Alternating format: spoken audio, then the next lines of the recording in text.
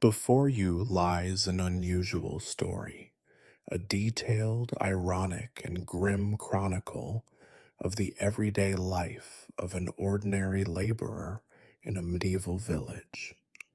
There are no knightly feats or heroic achievements here, no great victories or tragedies worthy of epic tales. This is a kind of story you will never hear in school. Here, you will discover what real daily life was like. When your only true possession is a knife, when your neighbor is both a friend and an enemy, when a holiday means nothing more than an extra piece of bread, and when death is not an event but simply the usual ending. This is reality without embellishment, where irony is your only shield against despair. But before you get comfortable, make sure to like this video and subscribe to the channel, and let me know in the comments which city you are watching from and what time it is there.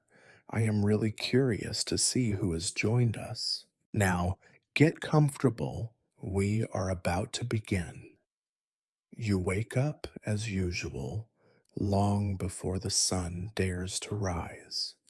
Your first sensation is neither hope nor ambition, but the sharp, damp bite of straw scratching against your cheek. It smells. Of course, it always smells like earth and mildew, and the rank, unmistakable scent of animals that have shared this bedroom with you for as long as you remember. At some point in your life, you stopped noticing the distinction between yourself and the livestock. You have all become creatures of the same pen, marinating in the same filth. You try to stretch your legs, but something heavy, likely your neighbor, old Eberhard, rolls over with a grunt and pins your foot under his knee. The two of you have, by sheer necessity, developed a kind of unspoken choreography, a way to survive the nightly fight for space without outright murder. Beyond him, two sheep are huddled together for warmth, their sour breath fogging up the already stifling air. Somewhere nearby, you hear a soft, rhythmic clucking. Chickens, those privileged creatures, have found a roost directly above your head. At least one of them has lost control of its bowels in the night, and you already know that later you'll find a sticky surprise in your hair. You think about the last time you had a proper wash. Perhaps it was 2 months ago, or maybe that was someone else, and your mind is simply latching onto a distant fantasy. There is no privacy. This concept, you have come to understand, is reserved for people who own more than one shirt. Your world is bodies pressed together for warmth, the endless cycle of snoring, shifting, and muttering. Even in your dreams, you are never alone. The walls are thin, patched together with planks that let in every draft. In the winter, you all huddle together and shiver. In the summer, you roast together like so many potatoes forgotten in the embers. The barn is a cacophony. Someone is coughing, deep and rattling, probably the baker's widow who sleeps 2 feet away. Her cough has been getting worse, and no one is quite sure whether she will last the season. Another body rolls over, and the sharp stench of unwashed flesh mingles with the manure and straw. At least you know, for certain, you are alive. Only the living can suffer such relentless discomfort. You lie there a few minutes more, staring up at the splintery rafters, watching dust motes float in the faintest blue glow of pre dawn. Someone snores, someone mutters in their sleep, someone farts, and the sheep bleat in protest. You feel the soreness in your muscles, the ache in your joints. Every day you promise yourself that you will leave this place, become a craftsman, maybe join the monks, or travel to the city. But those are dreams you keep in reserve for the moments between one shovelful of muck and the next. Now comes the worst part of the morning, standing up.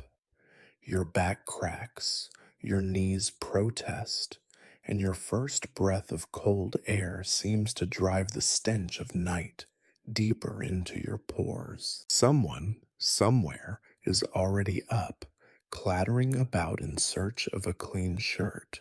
Ha!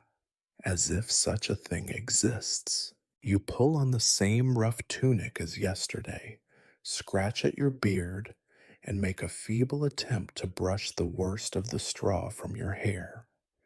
It is dark, and it is cold. The barn door is little more than a loose plank and a broken latch. Outside, the world is still asleep, except for the dogs, who immediately announce your emergence with enthusiastic barking. They, at least, have the luxury of pissing wherever they please. You step outside, blinking, and look at the horizon. There will be no rest today, no privacy, and precious little hope. But there is always one certainty: the smell will follow you wherever you go. Welcome to another perfect morning in your medieval life. You are not special. You are not unique. You are just another body in the barn, another nameless worker in the mud, and the day has only just begun. You think for a moment about washing your face. The impulse is there, a small spark of hope clinging to the idea that you might feel refreshed, even slightly clean, before the day drags you through its usual parade of indignities. But reality, like a heavy sack of turnips, lands squarely on your shoulders. Hygiene in your world is less about cleanliness and more about ritual, something you do to convince yourself that you have some control, even if it is only over mud. You shuffle toward the corner of the barn where the communal water jug stands. It is cracked and flecked with green algae, but the water inside is technically liquid. By the time it reaches your lips, it is icy cold and tastes faintly of iron, moss, and whatever died in the well last autumn. You try to splash your face, but the water is more a smear than a wash. The sensation is less refreshing and more like a warning. Today, too, you will carry yesterday's filth. You look at your hands. They are the hands of a laborer, thick, scarred, and permanently stained a vague shade of brownish gray. Your nails have long since given up trying to grow, instead curling into broken, jagged little weapons, perfect for scratching at the itchy patches of skin that never quite heal. The dirt under your fingernails has become a kind of second skin, and in a way, it almost feels like armor. It protects you from nothing, but it is always there. There is a stick by the door, carefully whittled by some desperate soul to serve as a toothbrush. You give it a perfunctory chew, hoping to loosen some of the grime that clings to your teeth like barnacles to a rotten boat. Your breath is a weapon, one you wield without shame, since everyone else is equally armed. You recall the toothache you had last winter and the home remedy, biting down on a clove of garlic, praying, and when that failed, tying a red thread around your finger to ward off evil spirits. It did not help. You lost the tooth anyway. You suspect you will lose more soon. You wonder, not for the first time, what it must be like to own a second set of clothes. The tunic you wear is the same one you slept in, the same one you worked in yesterday, and the same one you will wear until it falls apart entirely. The color, if you could call it a color, is somewhere between dried mud and faded shame. There is a stain on the sleeve that you cannot remember the origin of. Perhaps it was spilled stew, or animal blood, or something less mentionable. The scent, unmistakably yours, is layered with the odors of sweat, old wool, smoke, and despair. Somewhere in your mind lingers a memory of a time when you cared more. Maybe it was as a child, when your mother would drag you to the river and scrub behind your ears with a rag so rough it left you red for days. But she is gone, and you are left to your own devices, which amount to little more than a bucket, a muddy puddle, and the occasional wishful thinking. You see your reflection, faint and wobbly, in a patch of standing water by the well. The person staring back at you is a stranger. Wild hair, hollow cheeks, eyes red from smoke and fatigue. You look, in a word, medieval, which is appropriate, since that is exactly what you are. Your boots are stiff with dried mud. You try to shake them out, but the mud has become an inseparable part of the leather. You slide your feet in anyway and wince as your toes find the familiar damp spot left by last night's rain. You have stopped hoping for dry socks. Socks themselves are a luxury you have only heard about in passing from those who occasionally journey to the big town. Your neighbors are stirring. Some are more fastidious than you, scraping at their faces with cold water, pulling at lice, combing their hair with wooden forks. You watch, with a kind of grim solidarity, as the entire barn collectively resigns itself to its own stench. No one says anything. No one apologizes. There is a kind of freedom in shared misery, in the understanding that you are all equally grimy, equally hopeless. Sometimes, when the river floods, there is a brief window of opportunity for real washing. You remember the last time, standing knee deep in freezing water, scrubbing your arms until they turned blue, trying to ignore the fish carcasses floating by. You came out colder, but no cleaner. The dirt seems to have become a part of you, woven into your skin, your hair, your very bones. You pick at a scab on your arm and watch as it bleeds, just a little, before clotting almost instantly. Your body, like your mind, has learned to adapt to constant abuse. Cleanliness, you have decided, is for priests and merchants and women in stories who never have to clean pig pens or haul manure. There is no soap, not really. Sometimes, if you are lucky, there is lye left over from the last time someone rendered pig fat. It burns more than it cleans, and you suspect it does more harm than good. Most days, you make do with a rag and spit, and the hope that no one will notice the worst of your blemishes. You step outside, blinking in the weak morning light. The world is vast, muddy, and indifferent to your efforts. You are already dirty, and the day has only just begun. By evening, you will be filthier still, and no one, not even you, will care. You sigh, adjust your tunic, and prepare for breakfast, knowing that, in this life, the only true relief from filth comes in the grave. And even there, you suspect, the worms will not mind. You shuffle back inside, not so much out of hunger as out of habit. You already know what the morning meal will bring.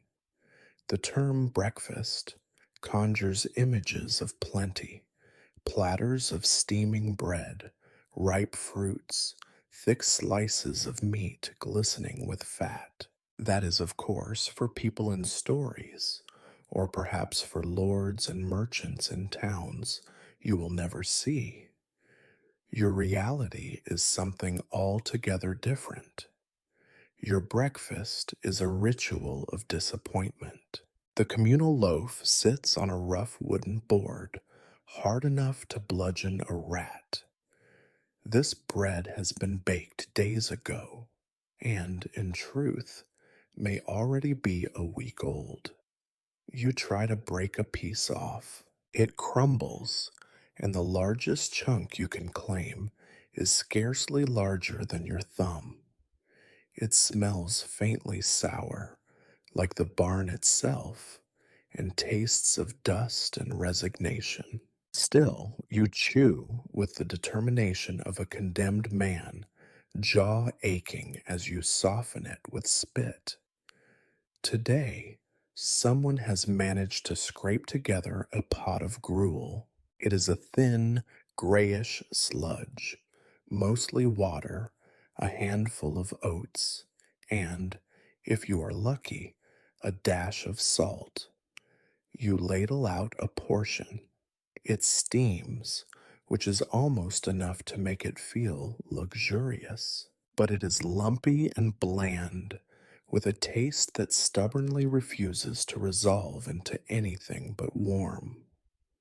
There is no sweetness, no richness, nothing to distinguish it from the gruel you will likely eat again tomorrow. Sometimes there is a treat, a scrap of old cheese, green in the corners, or a dried apple ring tough as leather. Today, you find half a sliver of bacon fat clinging to the side of the pot. You eye it jealously, and after a moment of internal debate, you let it slide onto your spoon. You savor it slowly, letting the salt and fat melt across your tongue. It is gone in an instant, but for a moment you are almost content. The rest of the meal passes in near silence. Talking is a luxury best reserved for evenings, when there is the illusion of free time. In the morning, mouths are full and spirits are empty. Occasionally, someone mumbles a curse or a prayer, depending on their mood. A child whines about the cold. An old woman, gnarled as a root, picks at her food with trembling hands. You watch her, not out of pity, but curiosity. How many more breakfasts will she see? How many more will you? Once, a traveling friar came through the village and spoke of a place where people drank hot milk and ate eggs every morning. The idea was so foreign it bordered on blasphemy. In your world, eggs are precious, reserved for days when the hens are feeling generous and no one else is hungrier or greedier than you. Milk is thin, almost blue, and only children or the ill can hope for a cup. Most mornings, You daydream about butter, real golden butter, so rich it glistens even in candlelight. The memory comes from a time you visited the market and saw a merchant's daughter eating a thick slice of bread, yellow with butter and dusted with salt. She did not even notice you. Why would she? You were just another mud stained face, a shadow passing by the stalls. Sometimes, out of boredom, you count the crumbs left on your plate.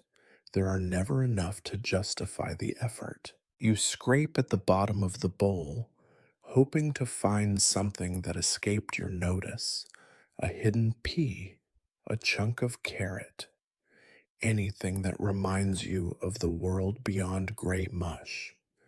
There is no tea, no coffee. The strongest drink available is thin beer, brewed weak to make the water drinkable. Even children sip at it, and you have long since stopped worrying about the dizziness it brings. On colder days, it helps numb your stomach, if only a little. You tell yourself the headache is worth it. Sometimes breakfast is even sparser, a turnip boiled until it collapses, or a raw onion, sharp and cruel, eaten in a single bite to stave off hunger. Once you tried to eat a handful of acorns. Your stomach punished you for days, reminding you that some foods, though available, are not meant for the likes of you. There is a little variety and even less joy. The predictability is almost comforting in a grim way. You can rely on this. Every morning you will be hungry, and every morning you will eat just enough to survive.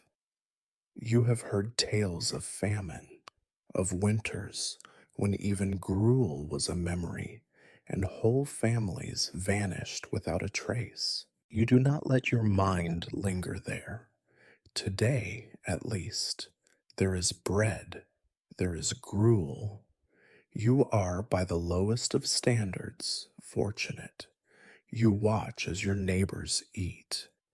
A man with no teeth gums his bread, eyes watering with the effort. A young woman cradles her child, feeding it with careful fingers, scraping her own bowl only after the infant is satisfied. Someone coughs, and you wonder, idly, if the sound is from hunger or sickness or simple fatigue. Breakfast ends quickly. There are chores to do, work that will not wait for full bellies or happy hearts. You wipe your mouth with your sleeve and stand, already thinking of the next meal. It is not hope that drives you, but habit, a steady march from hunger to hunger, broken only by the work that fills the empty spaces. You sigh and set your bowl aside. The sun is rising. It is time to begin the real work of the day. Your stomach still aches, but you have learned to ignore it. Hunger is an old companion, and like all old companions, it will be with you until the very end. You have barely finished scraping the last taste of gruel from your teeth when you are shuffling out the door, already feeling behind. The day has a rhythm that is not yours to choose. It starts with the land and it ends with the land. And somewhere in between, you lose another piece of yourself to the mud and the wind. The air is sharp, nipping at your cheeks and nose as you trudge through the yard and out toward the edge of the village, where the fields begin their silent, endless watch. You walk past your fellow sufferers, other men, women, and children, all marching in the same direction, heads bowed against the cold, eyes already glassy with fatigue. There is no need for conversation. What is there to say that has not already been said? The work will be the same as yesterday, as it was the day before, as it will be for every day you can remember and every day you cannot. The path to the fields is little more than a strip of packed earth, slick with last night's rain. Every step threatens to pull your boot free, or worse, to send you sprawling into the mud. Some days you almost wish for it. A fall would be an excuse to pause, even if only for a moment. But you keep going, pulled by duty, by hunger, and by the knowledge that you are just one small part in the endless chain of misery that is your village's lifeblood. You reach the fields. They stretch out before you, a patchwork of dull browns and faded greens, pockmarked with the remnants of last season's crops and the scars of last year's plowing. Your hands close around the wooden handle of your hoe, its surface worn smooth by 1,000 desperate fingers. You begin the first task of the day, turning the soil. It is thankless work.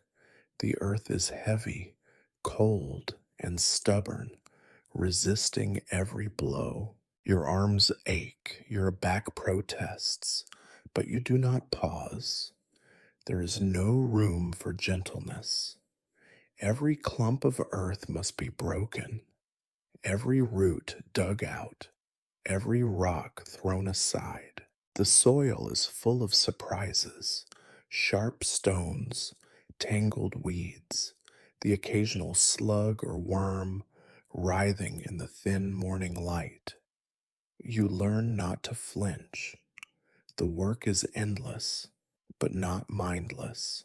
Every moment, you must watch for signs of rot or disease, for hints of blight that could mean the difference between a meager harvest and outright starvation. You remember the year when a strange yellow fungus crept through the fields, turning the grain to dust. That year, people died. Not all of them were missed. Sometimes you are lucky enough to be assigned to gather manure. The work is filthier, but at least it is different. You shovel steaming piles from beneath the animals' feet, loading the carts with a mixture of straw, dung, and half digested nightmares. The smell clings to your skin, your hair, your very soul. It is a smell that will follow you to your grave and perhaps beyond. But you get used to it as you get used to everything. If you are not in the fields or with the animals, you are pulling weeds. The weeds are cunning. They return faster than you can pull them, their roots twisting deep into the soil. You kneel in the mud, fingers numb, plucking them one by one and tossing them into piles that will later be burned. Your knees ache. Your back is a knot of pain. You tell yourself this is what keeps you alive. Sometimes the sky opens and the rain begins to fall.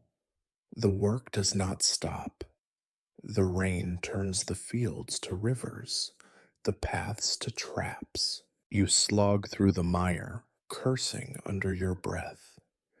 The mud cakes your boots, your hands, your face. You could almost believe you are becoming part of the land itself, slowly dissolving into the soil, one aching limb at a time. You think sometimes about the people who own these fields. The Lord's steward visits occasionally, riding past on his big horse, looking down at you as though you are some kind of useful animal. Maybe you are. He never speaks to you except to bark an order or a threat. You keep your head down and your mouth shut because you have seen what happens to those who do not. If you are lucky, the sun will rise behind a curtain of clouds and the day will stay cool. If you are not, the sun will beat down mercilessly, turning the field into a kiln, baking your sweat into a second skin. There is never enough water, and what little there is tastes faintly of moss and desperation. You drink anyway, wiping your mouth with a filthy sleeve and moving on to the next row. The children work alongside you, smaller and quicker, their hands just as dirty as yours. You try not to think about what kind of future they have. It is enough that they are alive for now. The old people, those who have survived long enough to be considered wise, sit on the edge of the field, offering advice no one asks for and stories no one wants to hear. The work goes on and on. You lose track of time. The sun moves across the sky, and your world narrows to the rhythm of your labor, the thud of the hoe, the tug of the weeds, the scrape of stone on bone. You try to think of other things, but the land does not allow it. It demands your full attention, every ounce of strength and patience you possess. And so you work, hour after hour, until your hands are numb and your back is bent and your stomach reminds you that gruel was never enough. You are tired, always tired, but there is still more to do. There is always more to do. This is your morning, every morning, for as long as you can remember. The fields do not care who you are. They demand everything, and in return, they give just enough to keep you coming back, day after day, until the work becomes your only measure of existence. You are a shadow, a pair of hands, a body in the mud. Welcome to the real business of living.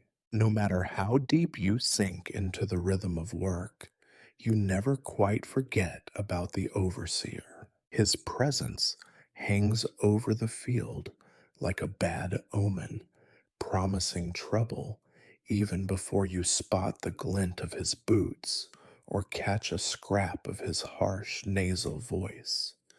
There are many names for him in the village, most unrepeatable. Out loud, he is simply Master, though you have never once seen him master anything except cruelty. The overseer's job is simple: keep you working, keep the Lord's fields tidy, and ensure that every ounce of sweat wrung from your back ends up in the granaries or in his own greedy hands. Sometimes you wonder if he is truly human or some kind of demon conjured by the landowners to torment the likes of you.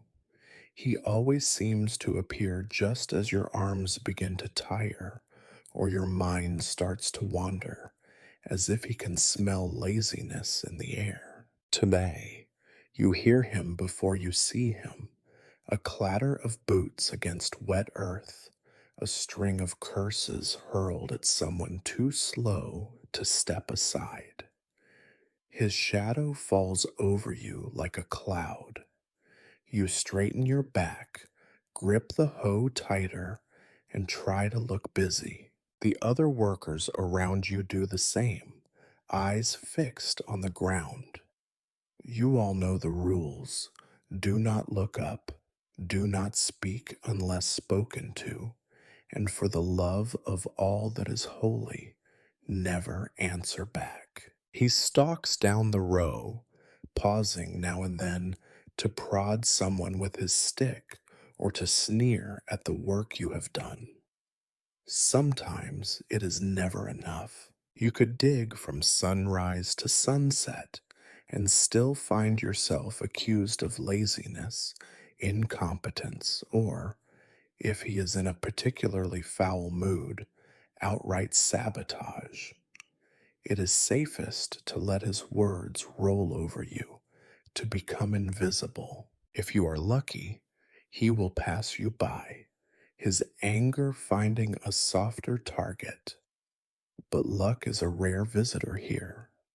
Today, he stops right in front of you. You feel your mouth go dry. He squints, looking for fault. Your row is straight. The weeds are gone. The earth is turned. Yet you sense, with the certainty of experience, that none of this will matter. He sniffs, a sound more animal than man, and jabs the ground with his stick. You call that plowed? He spits, flecks of saliva landing dangerously close to your boot. A blind pig could do better. You start to answer, but catch yourself. Your words are worth less than dirt, and too many could cost you your place, or worse. Instead, you bow your head, murmuring an apology as quietly as you can. The trick is to sound sorry, but not sarcastic, desperate, but not defiant. It is a delicate balance, one you have learned at the cost of bruises and pride. He moves on from them, but not before delivering a slap to your shoulder, just hard enough to remind you that your body belongs to someone else. You count yourself lucky. Today, it is only a bruise. You have seen worse. Sometimes the stick falls not on the earth, but on a bent back, or, in the case of old Gert, who could barely walk, a trembling leg. You remember the day the overseer beat a young boy for failing to weed quickly enough. The boy did not return the next morning. There are rules, you know, though none are written down.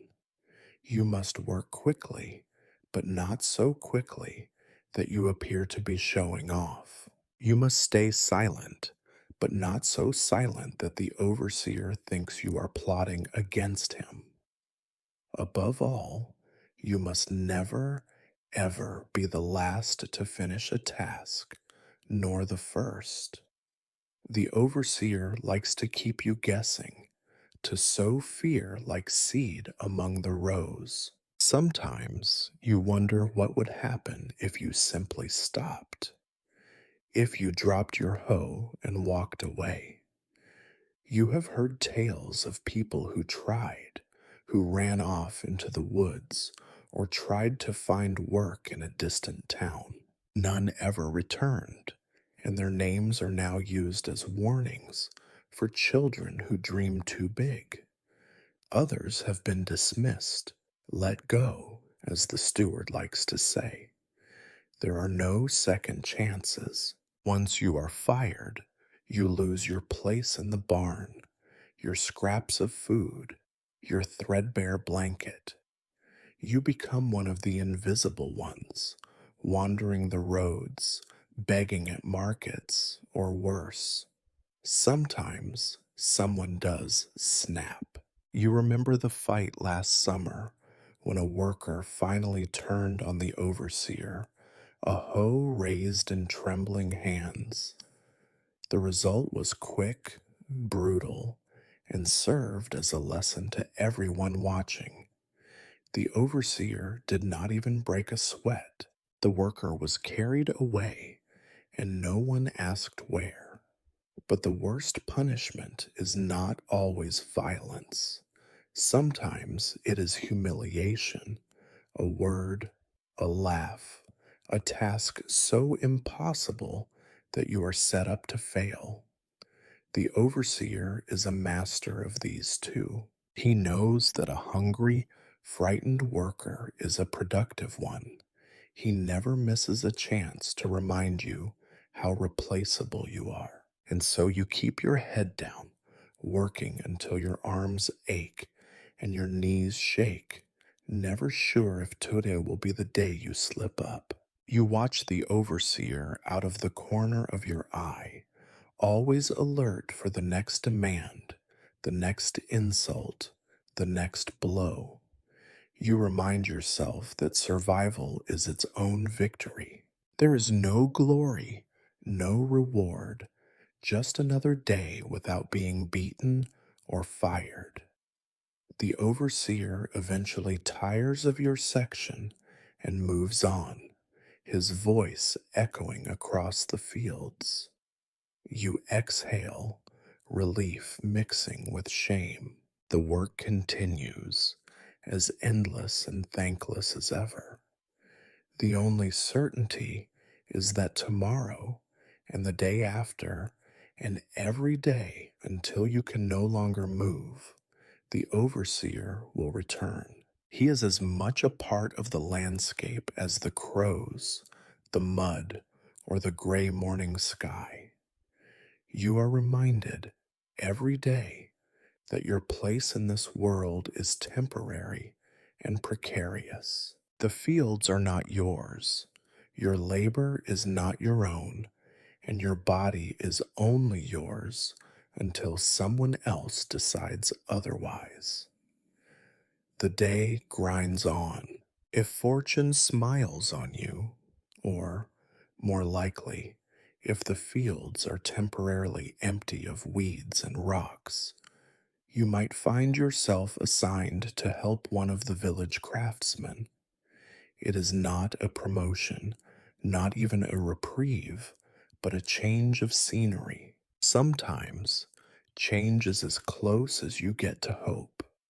This morning, as the overseer's shadow finally recedes and your back screams for mercy, you are told to report to the blacksmith's forge. The forge is impossible to miss. You can smell it before you see it.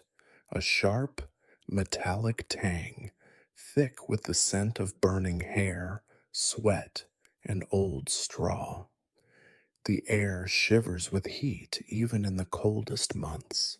The blacksmith himself is already at work, his massive hands gripping the hammer like a toy.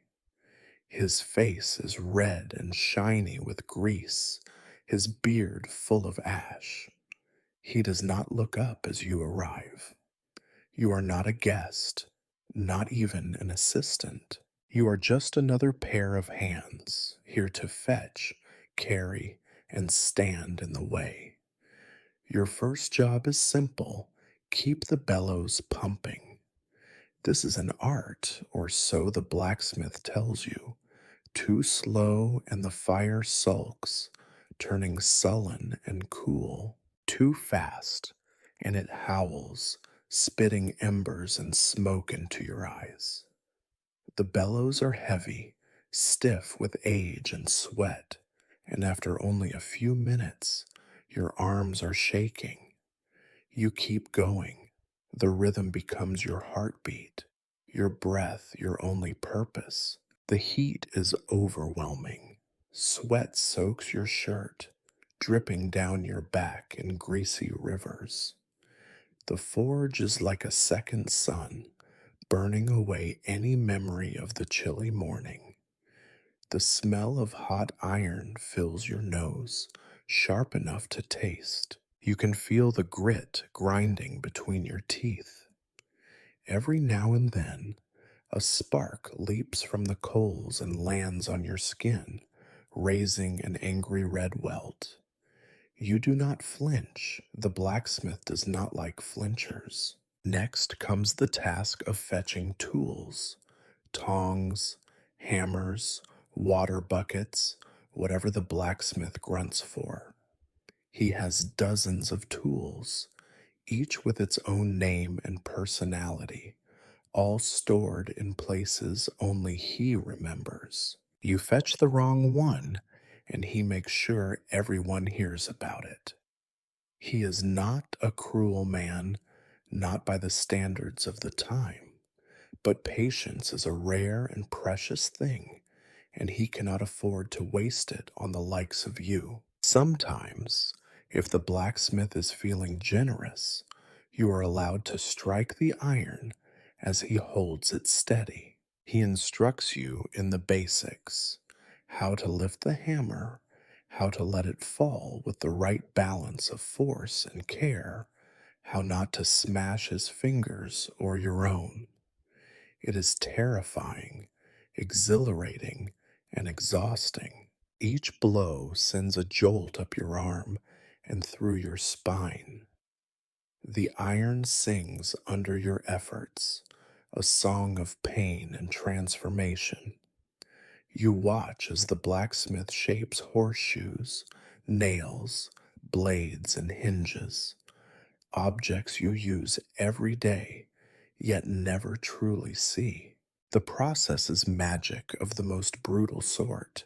Heat, hammer, quench, repeat. There is no room for mistakes. A misstep means wasted metal, wasted coal, wasted time.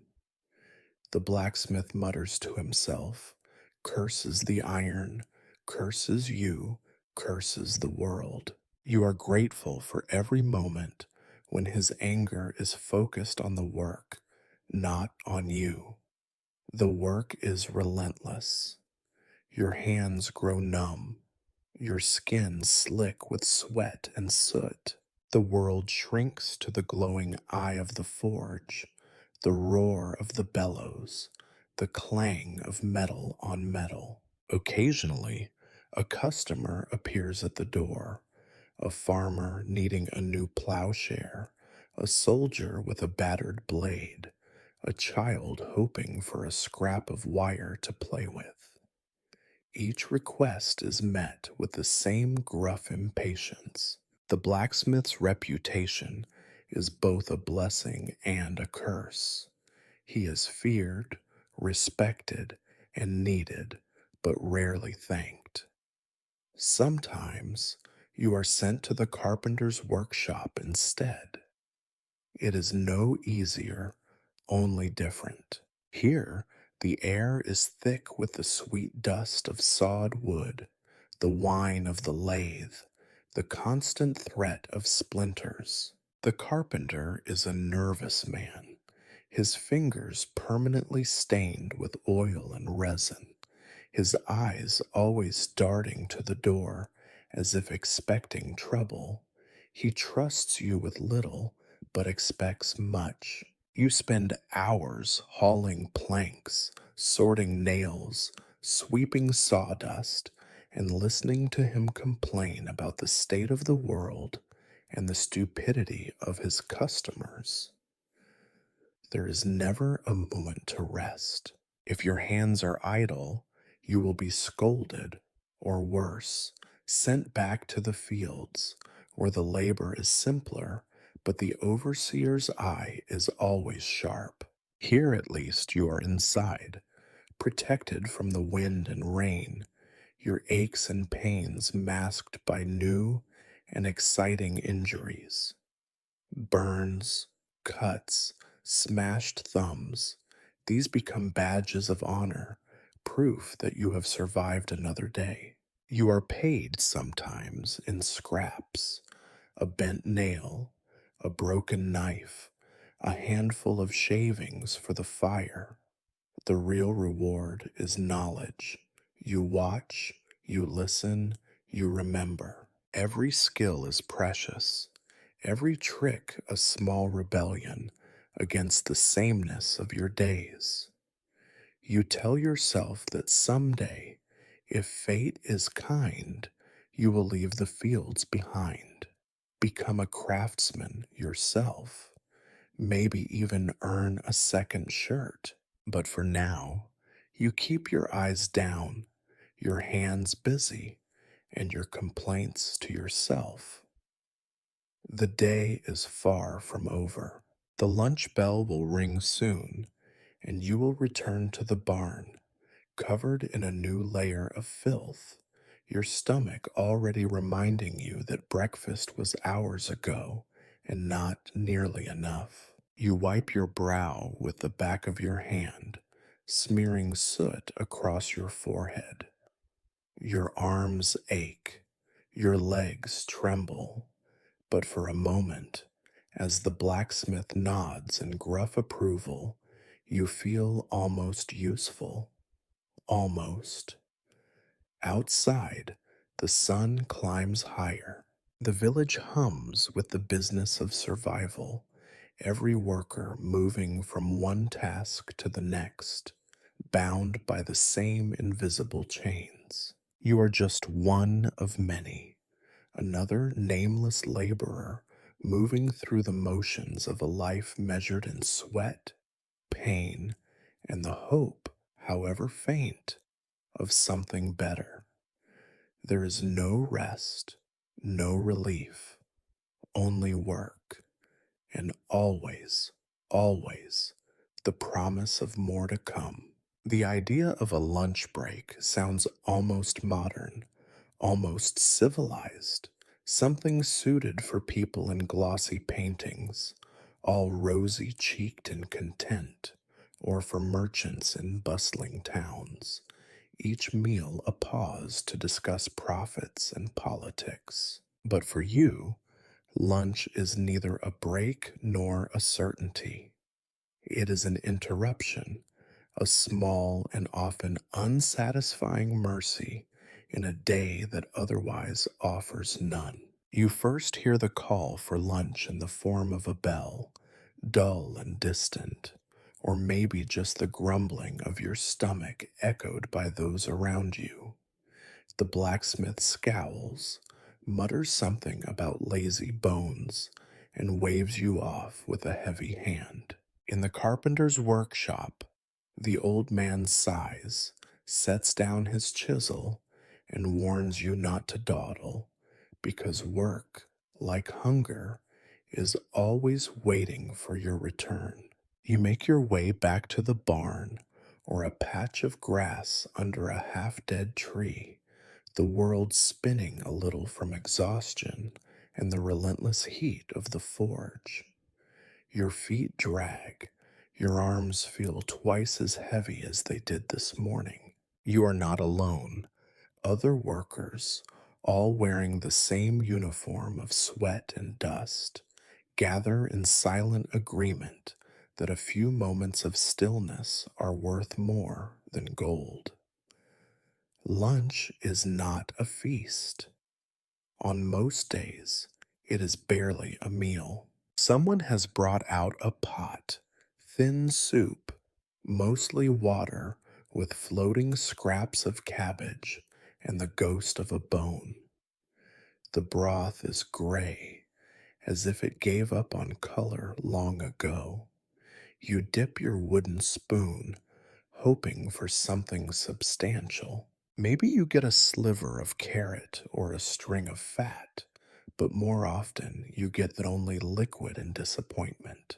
Sometimes there is bread, the same hard crust you gnawed on this morning, only now it is even drier, even less forgiving to your cracked teeth.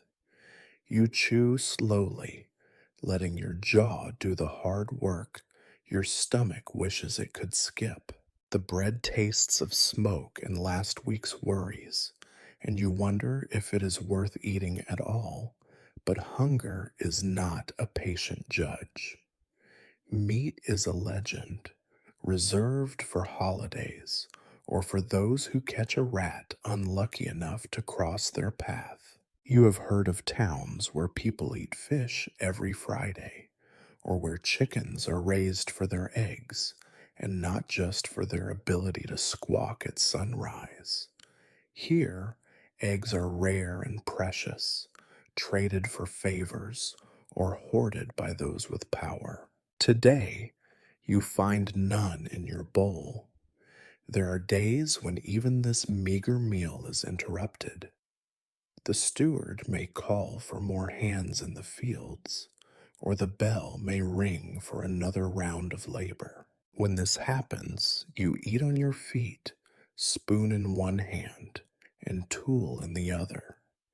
It is not uncommon to see workers walking, shoveling, and chewing all at once, each motion part of the same desperate choreography.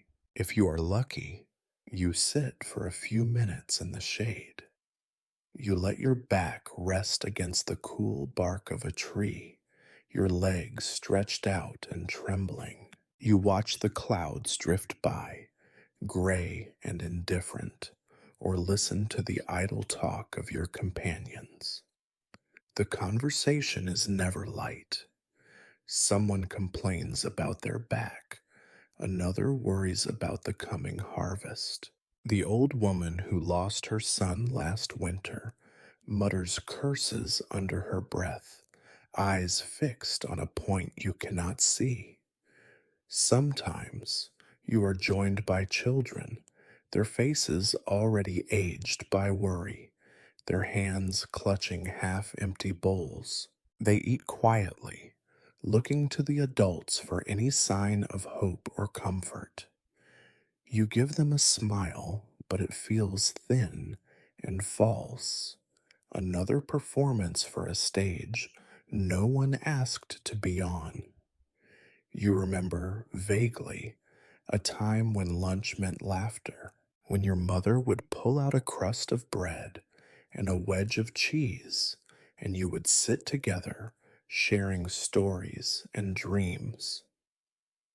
That time is gone, buried beneath the years and the mud and the weight of work that never ends. The only drink is small beer, barely stronger than water, and brewed to kill the taste of whatever crawls in the well. You sip it carefully, savoring the faint bitterness, grateful for the way it cools your tongue. The children get a little too, because even weak beer is safer than the water itself. You keep your eyes on your food, never letting them wander to the overseer's hut or the manor house on the hill. You know better than to envy the meals they have there: bowls of cream, roasted meats, sweet fruits. Such thoughts only sharpen the hunger you already cannot escape. There are always rumors. Someone claims to have seen a feast being prepared for the Lord's visit. A whole pig, apples stuffed in its mouth, cakes and pastries stacked high. You laugh, hollow and tired. It is the kind of joke only hungry people can tell. Lunch ends as it began, not with fullness, but with necessity. The bell rings again, or the blacksmith calls your name, or the children begin to fight over the last crumb of bread. You wipe your mouth with the back of your hand, smearing dirt across your face. You stand, your joints protesting, your body heavy with the knowledge that the day is only half done. You set your bowl aside, somewhere safe, if such a place exists, and dust off your trousers. Around you, the other workers do the same. No one speaks. You file back to your tasks, dragging hunger behind you like a shadow. Lunch is over. It was never a luxury. It was barely a pause. In the fields, the overseer waits. In the forge, the fire is dying. In your stomach, the ache grows deeper, reminding you that in this world, rest is rare, satisfaction rarer, and enough to eat the rarest of all. It is impossible to spend your life as a laborer and not become intimately familiar with pain. You and suffering are old acquaintances, always meeting again by chance, sometimes as a sharp sting, sometimes as a dull, persistent ache. Here, health is less a state of being and more a brief, accidental reprieve between injuries and illnesses. To day, Your back throbs from yesterday's work. Your hands are a patchwork of new blisters layered on old scars, and a raw cut along your thumb weeps slowly into the dirt. You ignore these things because you must. Pain is not an excuse. It is a fact of life, like rain, mud, and disappointment. If you stopped working every time something hurt, you would never stand up at all. Still, some wounds refuse to be ignored. The man who works beside you limps, his ankle twisted and swollen to twice its normal size. A child coughs, each breath a rattling reminder of last winter's fever that never quite went away. Someone else shivers even in the heat, their skin pale and waxy, their eyes sunken with exhaustion. In a world where every day is a contest between hunger and disease, there are no victors, only survivors and the recently departed. When illness strikes, you begin with hope, which is free if useless. You try to work through the pain, hoping that sheer will can hold your body together. Sometimes it does. More often, it does not. The next step is home remedies, passed down from mothers and grandmothers who claimed to know what worked and what did not, though half their wisdom was guesswork and the other half was wishful thinking. There is no doctor in the village.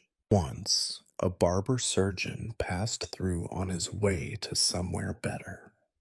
He left behind a trail of empty bottles, a few unhappy memories, and one or two missing teeth. Most wounds, then, are treated with whatever you have at hand: a scrap of clean cloth, a handful of herbs, a whispered prayer. Honey for wounds, if you can spare it, you usually cannot. A poultice made from moss or old bread, a compress of cold water from the well. You wrap the wound tight and hope it will not fester.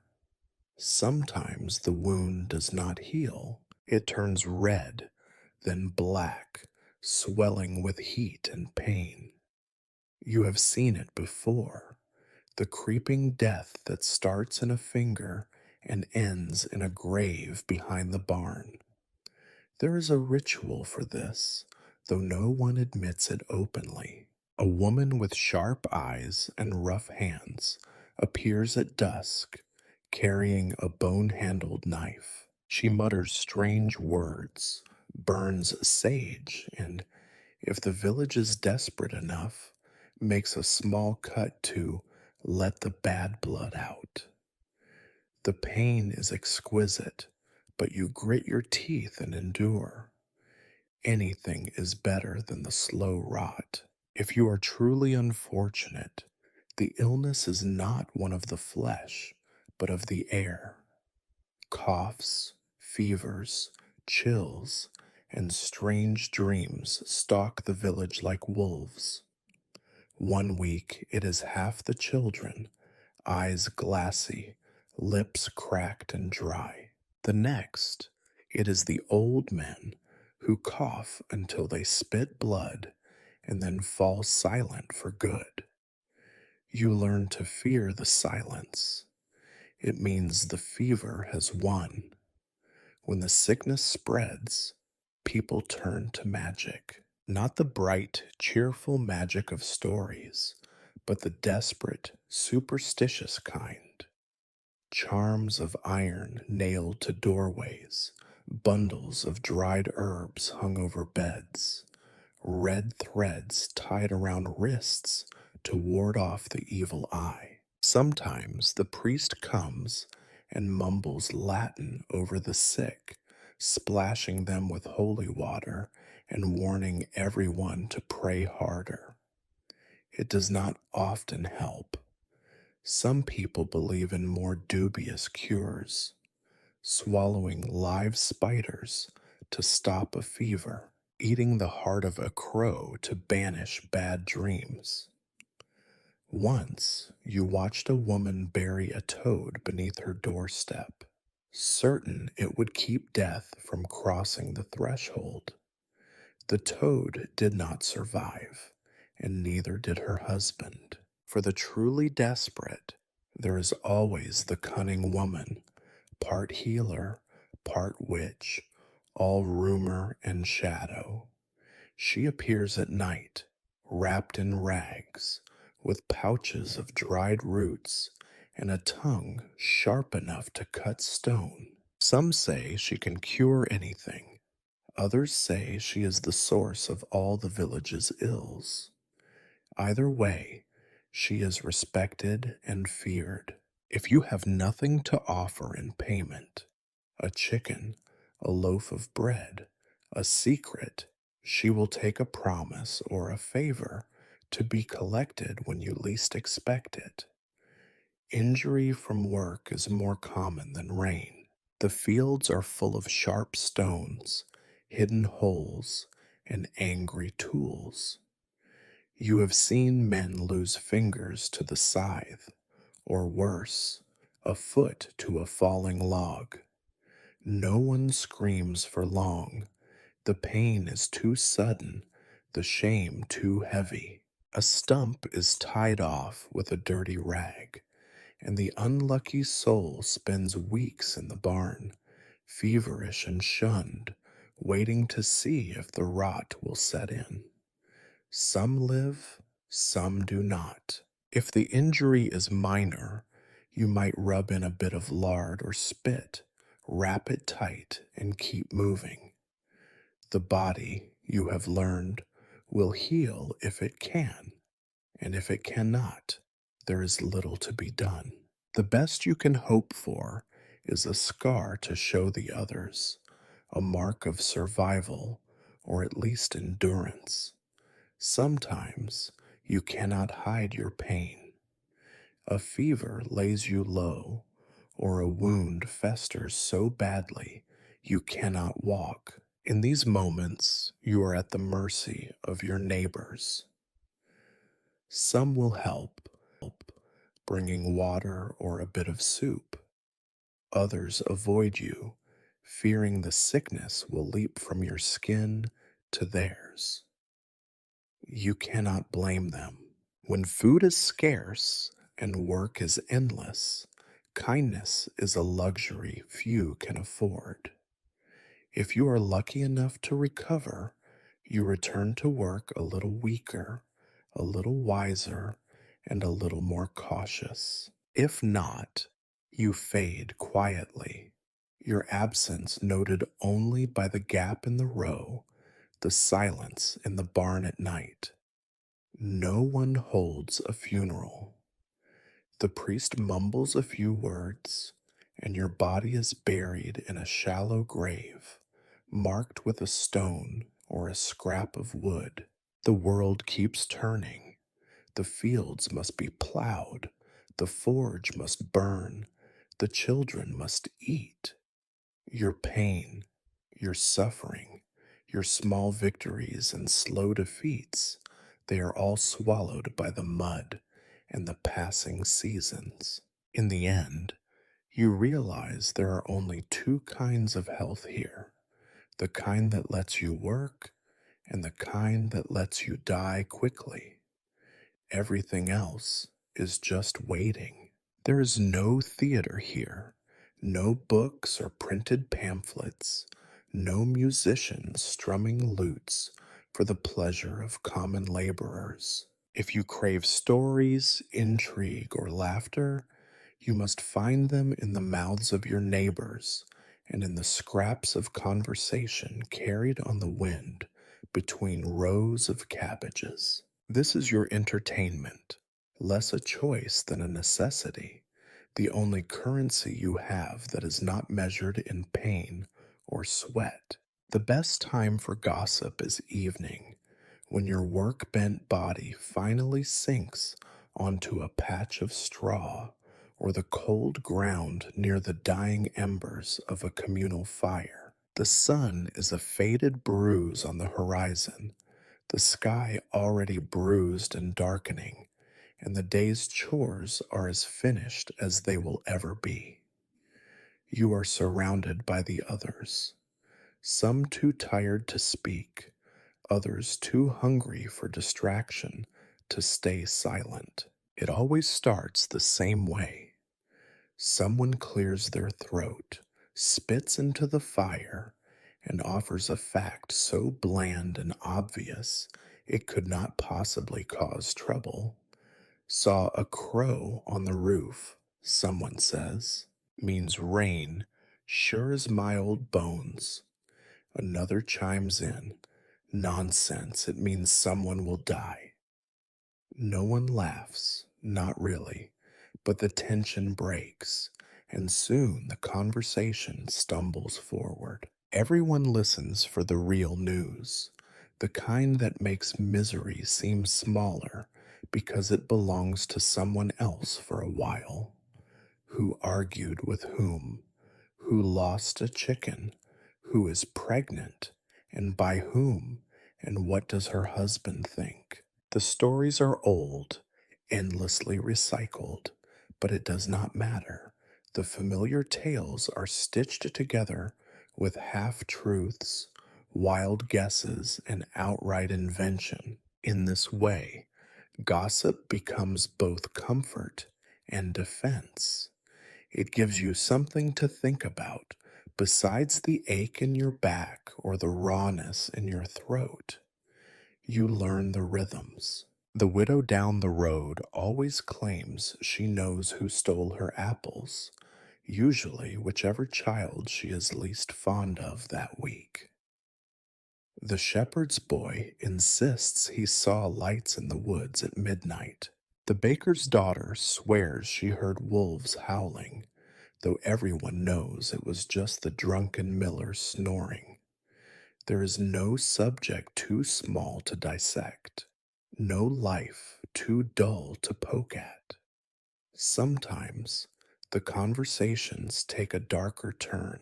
You remember the night when the news arrived that the Lord's steward had caught a thief, a boy no older than you were when you first held a hoe. The details grew with every retelling. Some said he was whipped, others that he lost a hand, others still that he was sent away, never to return. No one could say for sure, but the horror lingered, made real by repetition. That night, the fire burned lower, and no one spoke for long. Every now and then, someone tries to lighten the mood with a joke. They are not funny, not really. You have heard them all 100 times. Still, you laugh. It is less about humor than about the relief of hearing voices, about sharing the burden of exhaustion.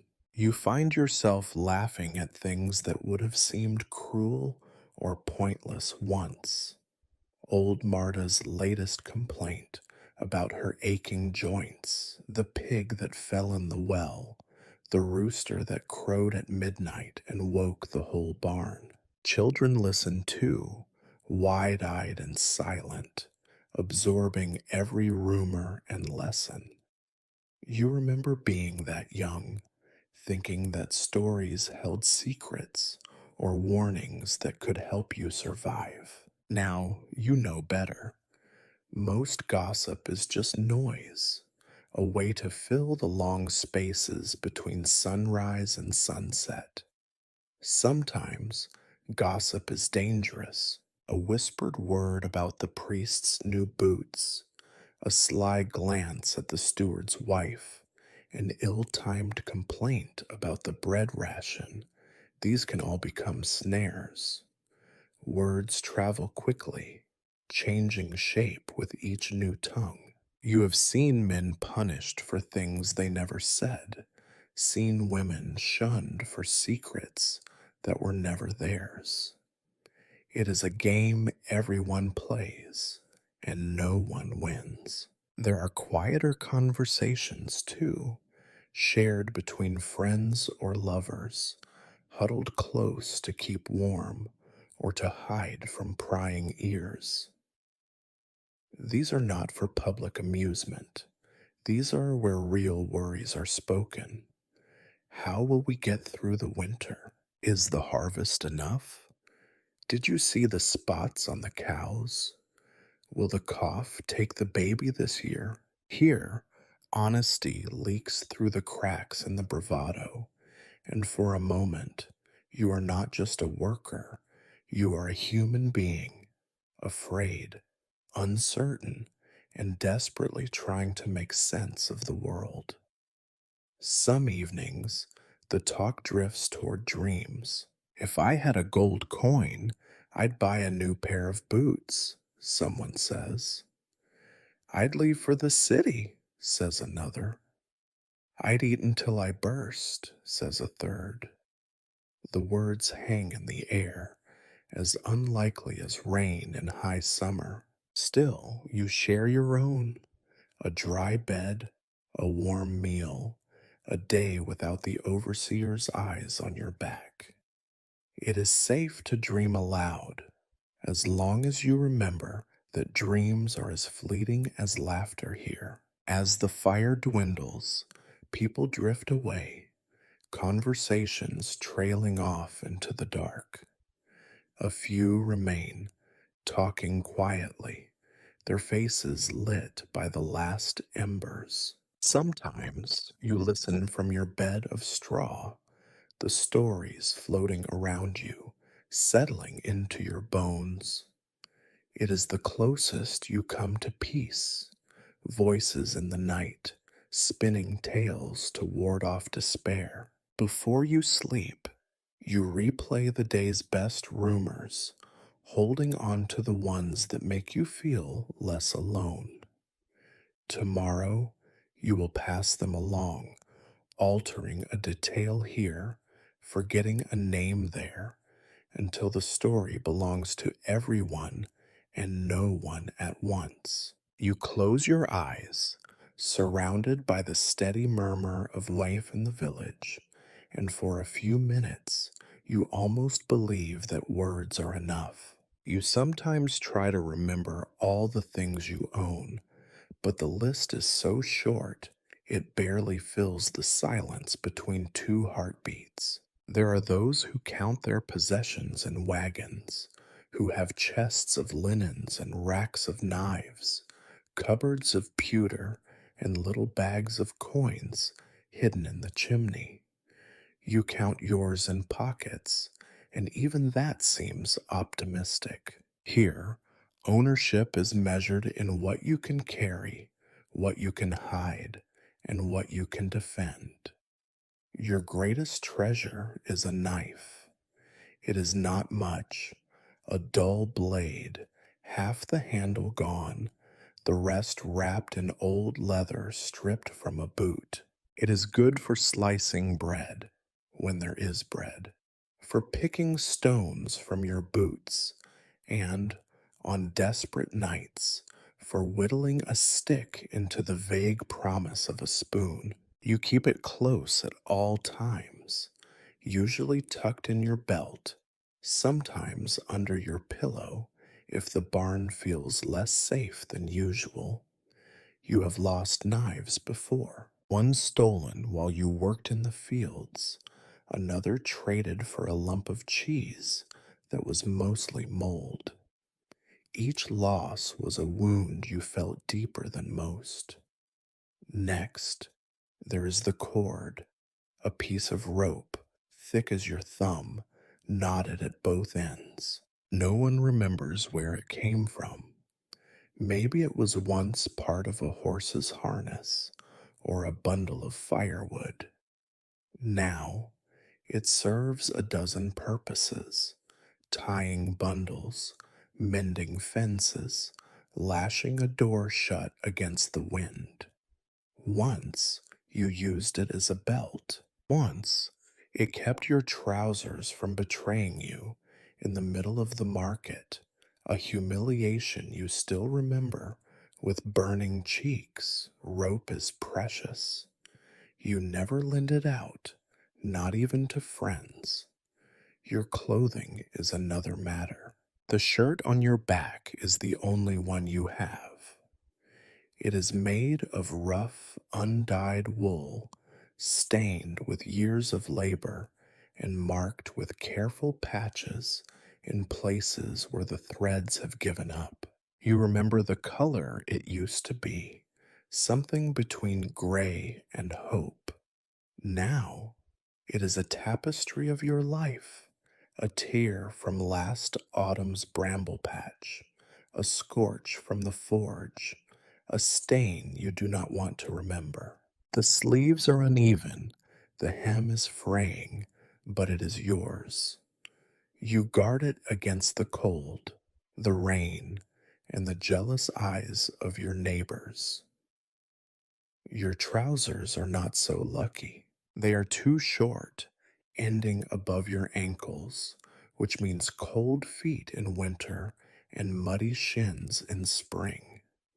The knees are patched with whatever cloth you could find, old sacking, an abandoned apron, the remnants of a friend's shirt after he died.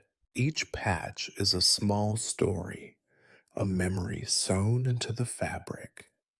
You think of them sometimes when you are alone and wonder how long it will be before the trousers become more patch than cloth. Your boots are the most important thing you own and the most unreliable. They were never truly yours. Once they belonged to the miller's son, who outgrew them and left them behind in the barn. You found them, claimed them, and now you wear them every day, rain or shine. The leather is cracked and stiff, the soles nearly gone, but they are a barrier between your skin and the world. Without them, you would not last a week. There are smaller things: a wooden spoon, a battered cup made from horn, a sack with a drawstring that never stays tight. You keep your spoon tucked into your belt or hidden in the hay. The cup hangs from a loop on your trousers, always within reach. Once you had two spoons, but a neighbor borrowed one and never returned it. You still eye him with suspicion when you share a meal. Sometimes you have a bit of string, a bent nail, a scrap of wax from a burned down candle. These are not treasures, not in the way the knife or the rope are, but they are useful and you keep them close. In a world where nothing comes easy, every object is a tool, every tool is a lifeline.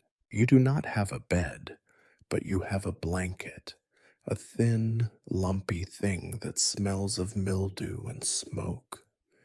You wrap it around yourself at night and dream of better days. It is heavy with old memories, the time you traded half a loaf of bread for it, the time it saved you from freezing, the time you used it to carry a friend's broken leg across the village. You dread the day you will have to give it up or see it stolen. How do you keep these things? The answer is with fear, with cunning, and with no small amount of luck. There is no lock on the barn, no key to a private chest. You hide your knife deep in the straw when you work, never in the same place twice. Your cup and spoon go with you everywhere, even to the fields. The rope you wear under your shirt, knotted tight so it will not slip away. The blanket you keep pressed against the wall at night, your body curled around it in a defensive knot.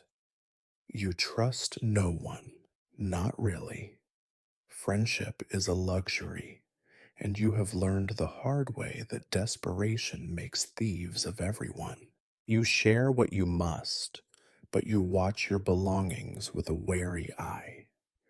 More than once, you have found a patch of your own shirt on someone else's sleeve, or seen your lost cup at a neighbor's side. Confrontation is rare and rarely worth it. Instead, you keep your treasures close and your suspicions closer. There are those who have less than you, a woman who sleeps with nothing but the rags she wears, a boy with only a sack and a broken comb. You wonder what they think when they see your knife, your rope, your battered cup. You wonder if they dream of taking them or if they have already resigned themselves to losing everything every day. The fear of loss is always with you. Every time you leave the barn, every time you turn your back, you wonder if you will return to find your world a little emptier. You have lost things before, sometimes to theft, sometimes to trade, sometimes simply to the careless passage of time. Each loss is a lesson. Each lesson leaves a scar. You cling to your belongings because they are all that stands between you and the void.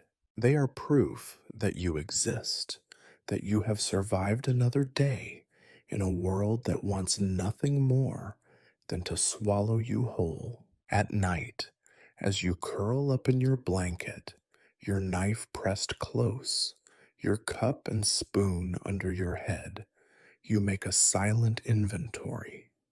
These are your treasures. These are your life. You are not rich, not safe, not secure, but you are, at least for another day, not empty handed. You do not remember the first time you entered the church. Maybe it was as a child, pulled by your mother's rough hands. Or maybe you simply followed the flow of the village, moving as a herd does when prodded by tradition or threat. The church stands at the center of everything, not because it is beautiful, but because it is unavoidable.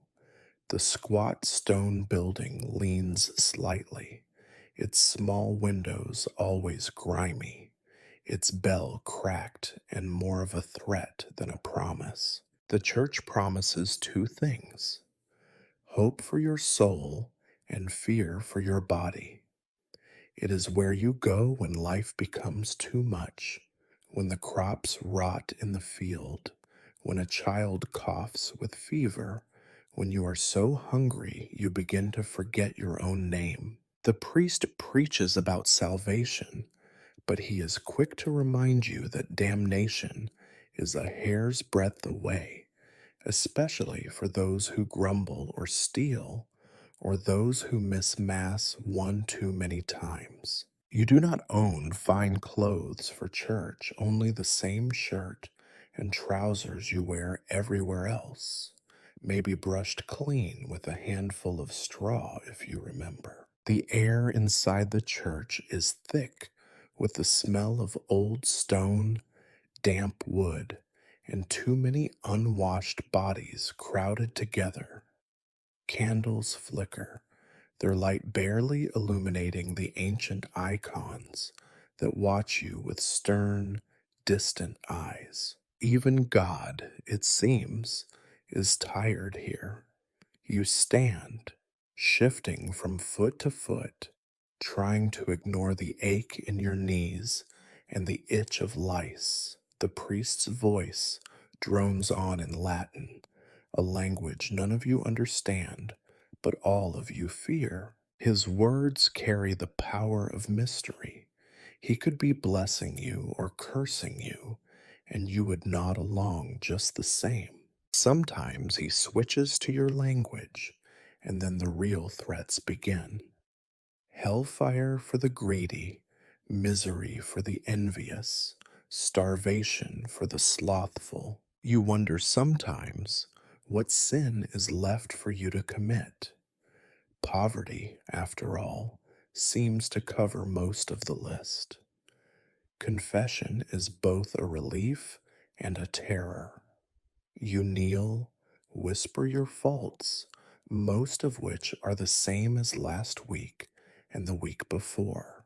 You think about lying, but the fear of being found out, of being denied what little comfort the church offers, keeps your words small and truthful.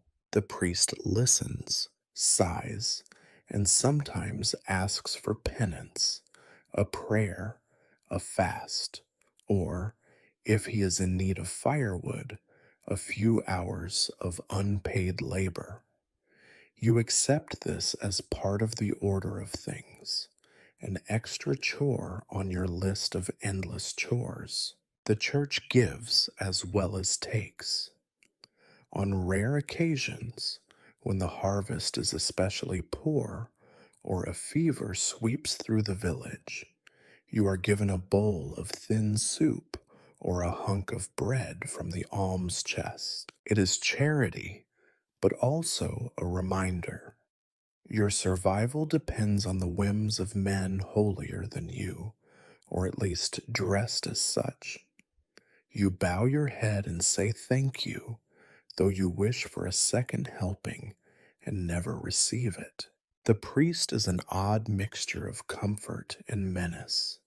He visits the sick, sometimes bringing herbs, sometimes just words. He blesses babies, buries the dead, and keeps a record of who attends Mass and who skips. You never know if he is your advocate or your accuser. He has power, and that alone is enough to make you wary. In his eyes, you see not just the promise of salvation, but also the threat of excommunication, a sentence worse than death for those who rely on the village to survive. The church is also a place for gossip, though everyone pretends otherwise. In the brief moments before Mass begins, you hear the whispers. Who is sleeping with whom? Who has been seen sneaking food? Who has spoken ill of the Lord or his steward? The walls of the church hear everything, and somehow those secrets always find their way into the priest's sermon, or worse, into the hands of the overseer. You have mixed feelings about God.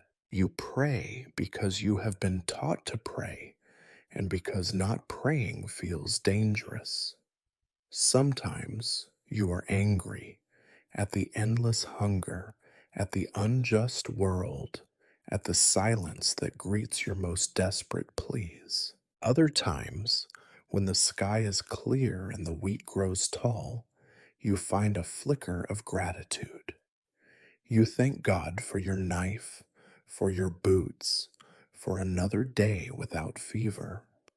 Holy days are strange interruptions in the usual misery. On these days, you are told to rest, a laughable concept, to listen to the priest, and to watch the wealthy parade their fine clothes and fuller bellies. You sing hymns, though few remember the words, and afterwards there may be a morsel of meat, a sweet bun if the church is feeling generous, a sip of real wine. For a few hours, you almost believe that faith is enough, but faith is hard to keep. Every grave behind the church is a reminder that not everyone is saved, that prayers are just words when the winter is long and the food is short.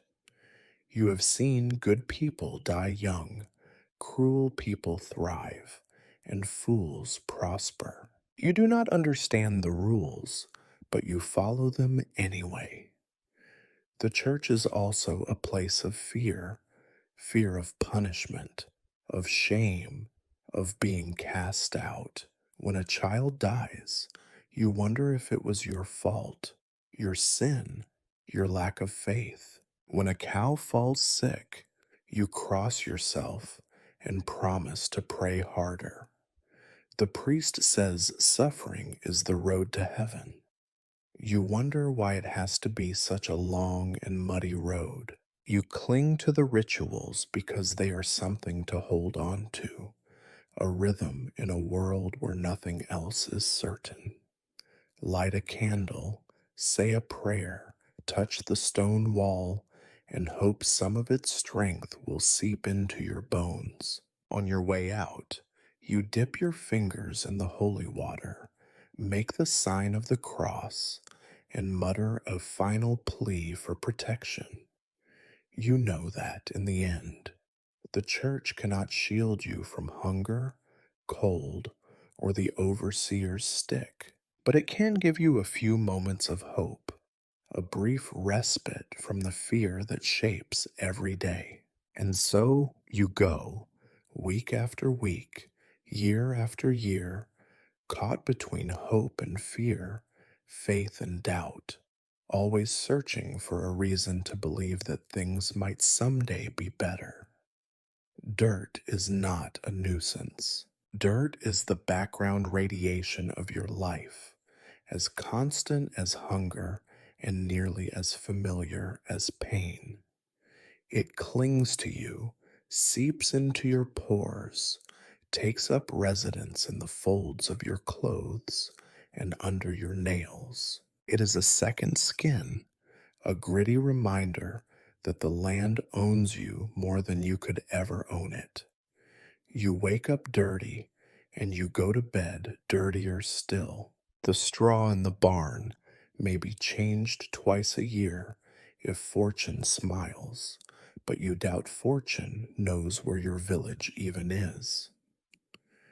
Each morning, you shake out your blanket and watch the clouds of dust rise and drift lazily through the half light. It settles again almost immediately, undeterred by your half hearted efforts. You used to dream of feeling truly clean, the way the priest's hands look on holy days. Now, it seems impossible. You are not alone in your struggle. Everyone around you wears the same muddy colors, the same invisible film of grime. There is comfort in shared squalor. No one can point fingers because every finger is stained. Children play in the mud and no one bothers to scold them. They will grow up as you did, understanding that filth is less a failing and more a fate. But dirt is the least of your problems. Far more troublesome are the tiny creatures who have made you their home. Fleas, lice, and bed bugs. They come with the territory. You do not remember a time without them. In the warm months, they swarm, biting and crawling, their tiny feet tickling your scalp and marching down your back. In the cold, they huddle close, using your body for warmth. You scratch constantly. At first, you tried to hide it, embarrassed by the spectacle. Now you do it openly, without shame or hope of relief. There are moments, late at night, when the itching grows so fierce you wonder if it will drive you mad. You scratch until you bleed, then scratch some more, caught in a cycle you cannot escape. There are remedies, of course, old wives' tales and desperate experiments. You have tried bathing in the river when the river was not frozen or full of livestock. You have rubbed your scalp with vinegar, scraped your skin with dull knives, dusted yourself with ashes from the fire. Sometimes you boil your shirt and trousers, watching as tiny bodies float to the surface, only to feel them return as soon as you put the damp clothes back on. The parasites always win in the end. Worse still are the infestations that take hold in the barn itself. Rats and mice are your true rivals. They gnaw through sacks of grain, leave droppings in the straw, and steal anything left unguarded for more than a minute. Some nights, you feel their weight as they scurry over your blanket, bold as kings. You keep your cup, your bread, even your knife close to your chest, knowing that anything left behind might be carried off by dawn. Sometimes a cat is brought in to deal with the problem. It works for a while, but eventually the cat grows fat and lazy or disappears altogether, chased away perhaps by the same hunger that drives the rats. The cycle repeats. The animals win more often than you do. There are darker rumors, whispers of worms living inside people, growing fat on their misery. You try not to think about it. You have seen children with swollen bellies, elders who never seem to stop coughing. The word plague is spoken quietly, as if to say it too loudly would call it down upon you all. You clutch your blanket tighter and pretend you believe in protection charms. Some days, you attempt a thorough cleaning. It is a ritual almost as sacred as Mass. You gather a tub of water, drag it behind the barn, and scrub yourself raw, teeth chattering in the cold. You emerge shivering and red, no cleaner for your efforts, but at least feeling as if you have done something. The feeling lasts for an hour, sometimes less. Your hair is a battleground. Lice lay their eggs with a dedication you almost admire. You comb with a wooden fork, pick through your scalp with dirty fingers, and hope that this time you will come away victorious. You never do. Some in the village shave their heads entirely, but you lack the courage. And besides, hair helps keep the sun off in summer and the wind out in winter.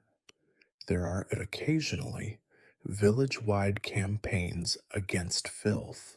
The priest will declare a day of cleansing, and everyone will be marched to the river, clothes and all. The water fills with bodies, and for a brief, glorious moment, you are surrounded by others just as desperate as you are to be free, even for an hour, from the tyranny of dirt. Bemsitim. You return home, collapse into the same straw, and begin the cycle again. You learn to make peace with your parasites. Sometimes you imagine they are your only loyal companions, following you through every trial and sorrow. You joke about them with others, share stories of particularly clever fleas or heroic battles against stubborn lice. Laughter, as always, is a shield. You notice that the wealthier villagers, those who work in the manor, who eat better, who sleep alone, scratch less, smell sweeter, and speak with a certain smugness about hygiene. You resent them, and not just because their hands are clean. You suspect they do not understand what it means to lose the war with dirt every single day. In the end, you accept what you cannot change.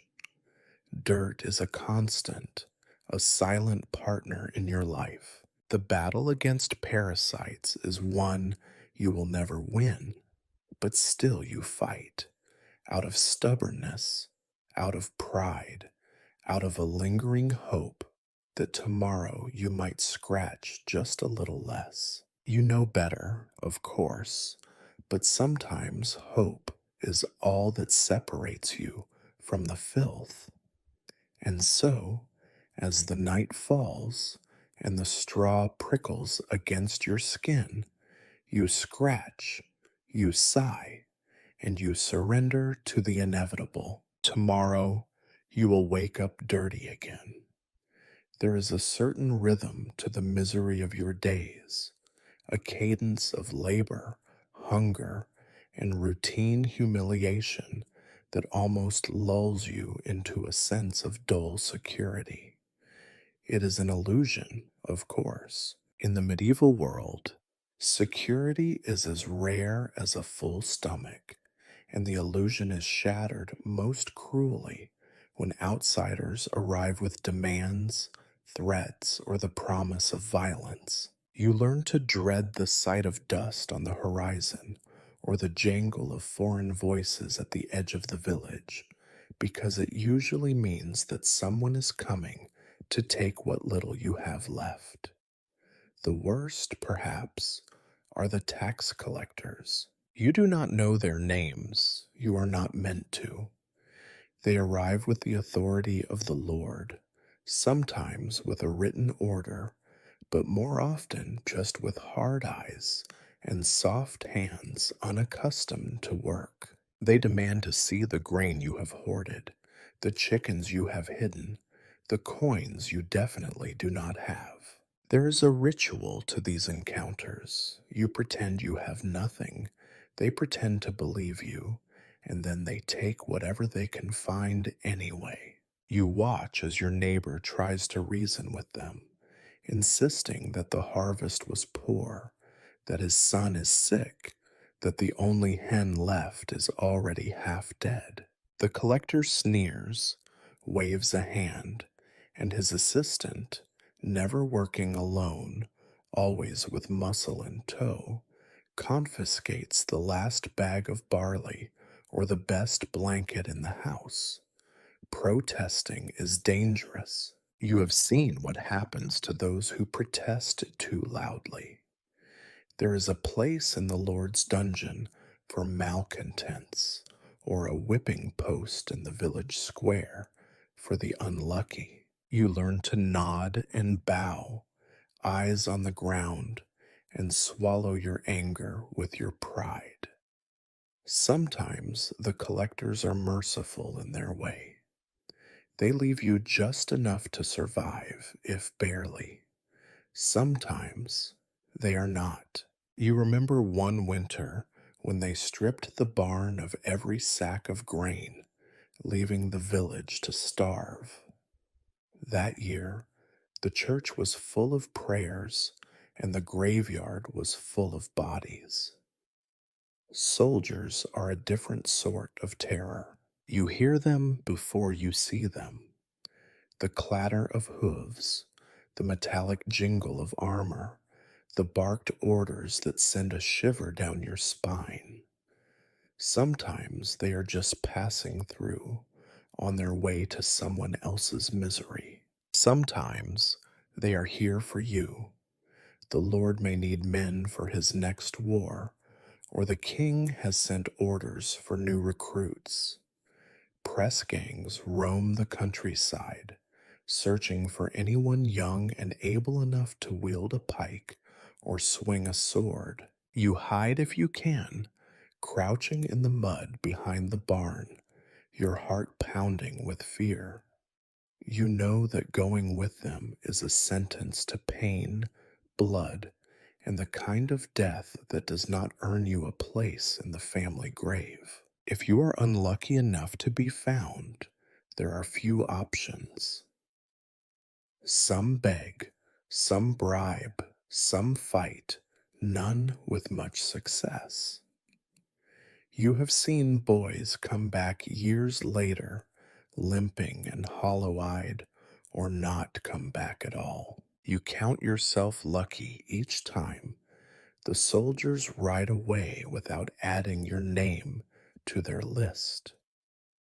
Worse, perhaps, are the times the soldiers do not leave at all. When they decide to camp in the village, they become like locusts, devouring everything in sight. They take what they want: food, drink, a bed for the night, sometimes more. The law is on their side, or so they claim. You know better than to argue. You have learned to endure the theft, the noise, the bruises, hoping they will leave before all is lost. Bandits, at least, are honest.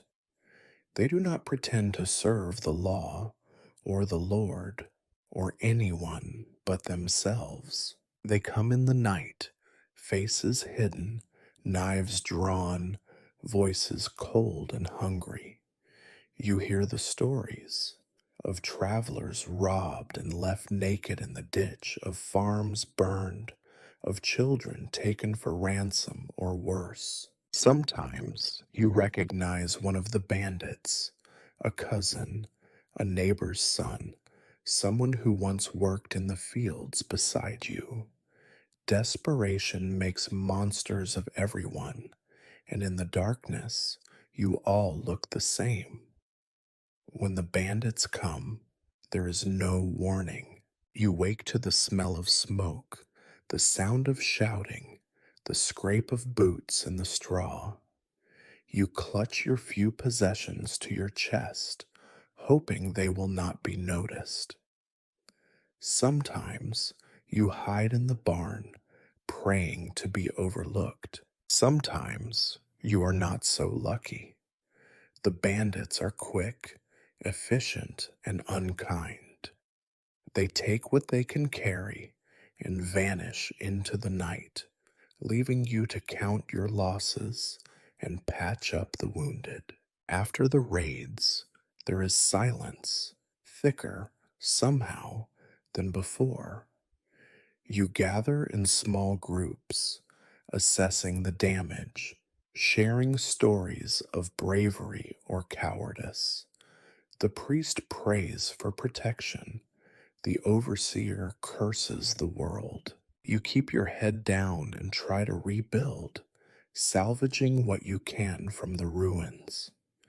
The only constant in all of this is the knowledge that more will come. The world beyond the village is hungry, and it feeds on people like you. You are not a person to the tax collector. You are a source of revenue. You are not a person to the soldier. You are a tool for war. You are not a person to the bandit.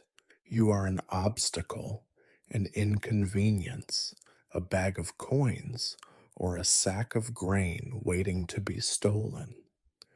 You learn to hide what you can, to keep your secrets close and your hiding places closer. You bury a handful of beans in a clay jar at the edge of the woods. You stash your knife in a hollow log. You never tell anyone where the best hiding spots are, not even your friends. Trust is a luxury, and luxury is for someone else. There are moments, fleeting and sharp, when you dream of a life free from inspections and theft. A life where what you grow and make is yours to keep. But the dream fades with the next shout, the next distant hoofbeat, the next stranger at the edge of the village.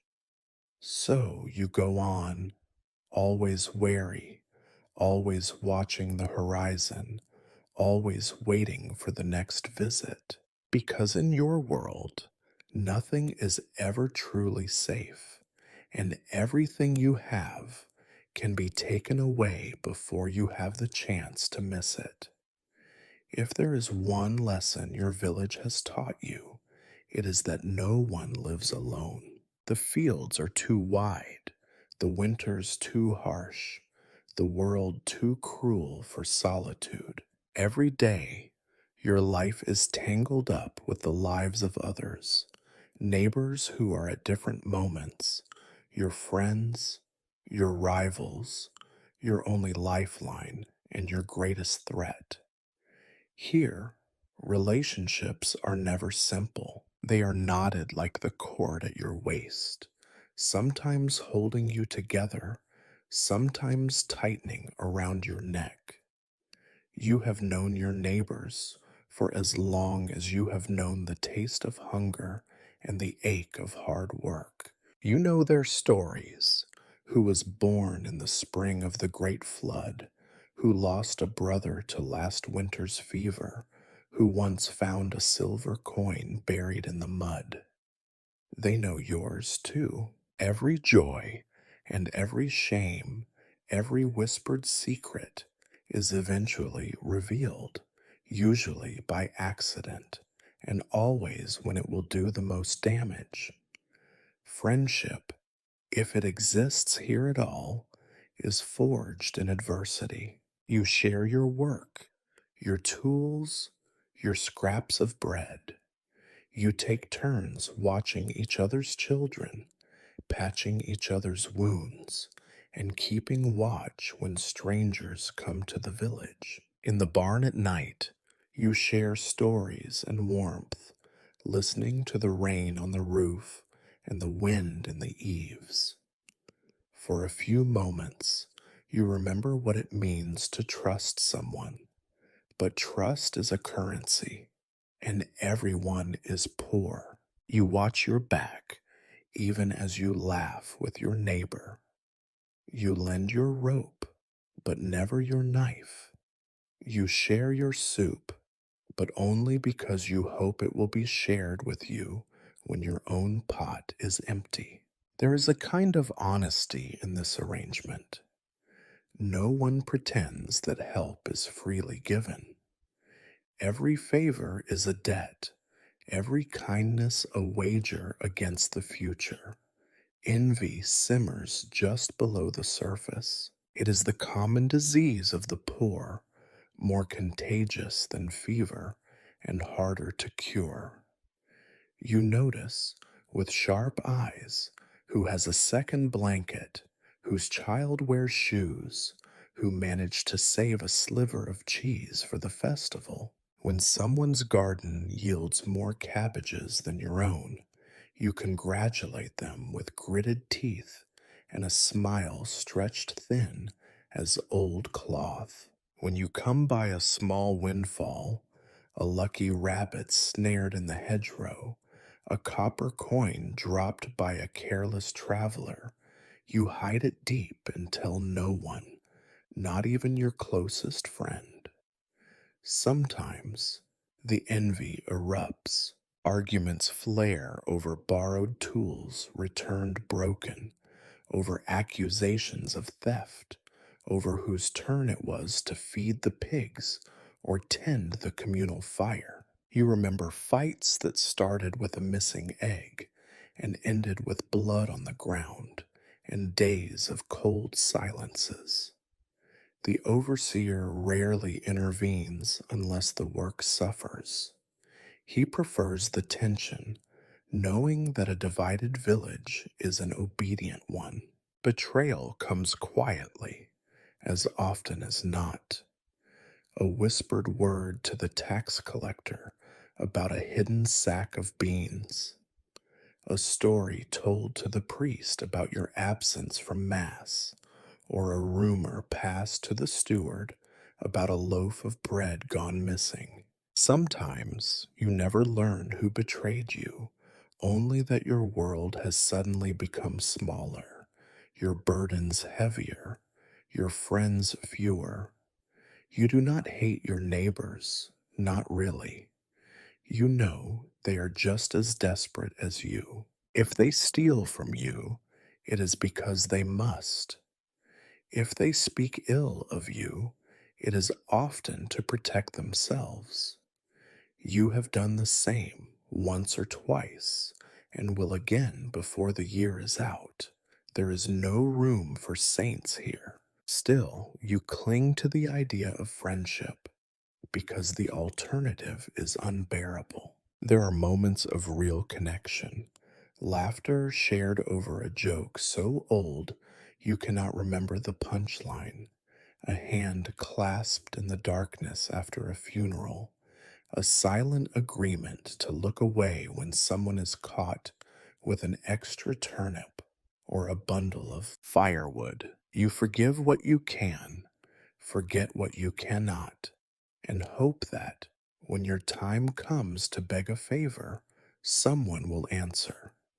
Children learn these lessons early. You watch them barter scraps of food, band together against a bully, whisper secrets, and then shout them for all to hear. They are less careful than adults, but they are quick learners. By the time they are old enough to work, they have mastered the art of surviving in a world where everyone is both ally and adversary. There are stories of great betrayals, told and retold on cold nights. The man who sold his neighbor's cow for a handful of silver and vanished before sunrise. The woman who turned her best friend over to the soldiers in exchange for a sack of grain. These stories are warnings and also, perhaps, a kind of reassurance. No one is above suspicion, and so no one is alone in their guilt. Sometimes you dream of escape, not just from the village, but from the endless web of obligations, grudges, and disappointments. You imagine a place where people help each other because they want to, not because they must. It is a childish dream, and you know it. Still, it lingers. In the end, your relationships are as hard won and imperfect as the life you lead. You need your neighbors, and they need you, even as you watch each other with wary eyes. You share what you can, hoard what you must, and pray that tomorrow's betrayals will be gentle. As you drift off to sleep, listening to the soft breathing of those around you, you wonder which of them will help you when you need it most, and which will be the first to turn away. The sun finally slips behind the trees, melting into a pool of bruised purple and fading red. You feel its absence like a blow. What little warmth it offered has left you, and the chill of night creeps quickly over your shoulders. There is no triumph in making it through another day, only the dull relief that you are not the last one standing in the field or the last body to drag itself back to the barn. You are so tired that even the aches in your joints seem to have grown weary and begun to fade, leaving only a numb heaviness behind. You trudge back through the village, each step feeling like the longest you have ever taken. The ground beneath your boots is a patchwork of mud, straw, and manure, but you barely notice. Your mind is already turning toward rest, the only luxury you are allowed. You reach the barn, that sagging cathedral of exhaustion, and join the slow procession of bodies shuffling toward their meager places. Inside, the air is thick and sour, as always, a stew of sweat, wet wool, and the faint ammonia tang of animals and old straw. You take your place on the familiar patch of bedding, a clutch of straw and rags barely softer than the ground outside. You adjust your position, trying in vain to find a spot where a broken twig or hidden stone will not jab into your back or side. It is impossible, but habit demands you try. There is no privacy. You sleep beside those you worked with, those you envy, those you sometimes despise. The boundaries between people dissolve at night. All that separates you is the thickness of a blanket, the lumpiness of a pile of hay. Conversations dwindle as exhaustion overtakes even the most talkative. Someone lets out a groan, another mutters a curse, a third is already snoring, the harsh rasp of his breath a lullaby you cannot escape. You want to sleep. Oh, how you want to sleep. But sleep does not come easily. Your muscles twitch and ache. The day's blisters pulse with heat, and your mind is a carousel of unfinished chores, imagined disasters, and the bitter taste of things you wish you could forget. The day is over, but it is not gone. It lives in your bones, your skin, your dreams. If you are lucky, you might have a scrap of food left from the day, a crust of bread to gnaw on before sleep. More likely, you lie awake with an empty stomach, listening to it complain. Hunger has its own language, sharp at first, then dull, then a soft, insistent ache that will carry you through the night and into tomorrow. You hope that if you ignore it, it will eventually quiet down.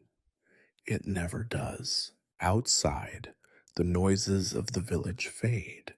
The last bark of a dog, the distant cry of a baby, the slow, rhythmic creaking of the mill. Inside, other sounds take over. The shifting of bodies as people seek comfort that never comes. The soft whimper of a child in a nightmare. The occasional fart. No one bothers to be ashamed. You are all equally human here. Your blanket, such as it is, offers little warmth. In winter, you press close to your neighbors, your combined bodies barely enough to fight off the cold. In summer, you sweat and swat at fleas, wishing for a breeze that never arrives. There is always some discomfort, a draft, an itch, a sharp corner digging into your ribs. Sleep, when it comes, is not so much a blessing as a truce.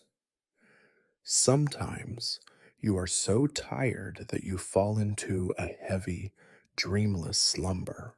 Other nights, your dreams are vivid and cruel. You see tables laden with food you will never eat, fires that burn hot and clean, beds so soft you weep with longing. You dream of waking up rested, of a day where your hands do not hurt and your heart does not race at every unfamiliar sound. You know, even as you dream, that it is only a dream. Night brings fears of a different kind. You wonder if you will wake to find that someone has stolen your blanket, your knife, your rope. You wonder if sickness will visit in the dark, taking a neighbor or yourself with no warning but a ragged breath and a chill that no blanket can cure. You listen for the creak of the barn door, fearing the return of soldiers or bandits, the sudden, sharp end to another fragile peace. There are rituals to sleep here. Some whisper prayers, more out of habit than hope. Some turn over their troubles in hushed conversation, sharing fears too heavy to carry alone. Others simply lie silent, counting breaths or the slow drip of water from the barn roof, waiting for exhaustion to win. You envy those who seem to find sleep easily, the ones who snore the loudest and wake with the most complaints. You suspect they are not as lucky as they appear. Everyone is tired, everyone is haunted, and so you close your eyes, wrap your arms around your meager possessions, and surrender to the heaviness pressing down on you. Tomorrow will be the same work, hunger, fatigue, and, if you are fortunate, another evening to try and rest. Sleep, when it finally takes you, is not restful but necessary, a temporary escape from a world that will still be waiting when you open your eyes. Sleep in the medieval village is a battleground. Just as your body finally gives in to exhaustion, the night reveals its own set of enemies. If the day belongs to work, to hunger, and to pain, the night is ruled by fear, some of it rational, much of it not, but all of it real enough when you are lying in the dark with nothing but your own heartbeat and the distant scurry of unseen things. For company, you have never known true darkness until you have spent a night in a barn with the fire burned low and the moon hidden behind thick clouds. The dark is not just the absence of light, it is a living, pressing thing that seeps into your bones and sets your imagination racing. Every creak is a footstep, every sigh a whisper from beyond. You tell yourself you are not afraid, but you keep your knife close and all the same. Ghosts are everywhere. You hear stories every day, told in low voices by people who swear they saw something out of the corner of their eye, a pale figure drifting near the churchyard, a hand reaching from the shadows, the ghostly sound of crying on the wind. It is always someone's cousin, or uncle, or neighbor who saw it. Never you, but you believe anyway. The dead do not rest easy in a world that gives them so little comfort in life. Each grave behind the church is a reminder of promises broken and debts unpaid, and every night you half expect to see one of your own regrets come back to haunt you. Children are the most terrified, but even the oldest among you avoids certain topics after dark. There are stories you do not dare speak aloud. Stories of the woman who wanders the fields, her face hidden by tangled hair, searching for her lost child. Stories of the black dog that appears at crossroads, its eyes glowing, its bark a herald of death. You may laugh at these tales in daylight, but when the wind moans through the rafters and a cold shiver runs down your back, you remember every word. Then there are witches. Every village has its rumors. Who knows the herbs that cure and the ones that kill? Who speaks with the foxes? Who keeps to herself and is too old for her years? The cunning woman is both healer and threat, and you treat her with the respect owed to someone who might save your life or curse your cow. If a storm destroys the roof, or a child falls sick without reason, whispers start up in the shadows. You have seen what happens to those accused of witchcraft. The fear, the anger, the helpless search for someone to blame. You hope never to be on either side of that equation. You keep charms beneath your pillow, bits of iron, scraps of red thread, a sprig of rowan if you are lucky enough to find one. You whisper the prayers your mother taught you, half Christian, half something older. You hang herbs by the door and spit over your left shoulder if you ever pass the old well at night. You do not truly believe these things will protect you, but you are not brave enough to test what happens if you stop. While you lie awake, dreading the dead and the supernatural, other, more tangible terrors prowl in the night. Rats are the true lords of the barn, bold and persistent. Their teeth gnaw through anything, bags of grain, the soles of your boots, even Sometimes your own skin if you are foolish enough to fall asleep with crumbs in your blanket. You hear them rustling and squeaking, their claws skittering across the beams above. Occasionally, a scream pierces the darkness when someone discovers a rat too close for comfort. There is little you can do but hope they find another target. The rats are not afraid of you, and why should they be?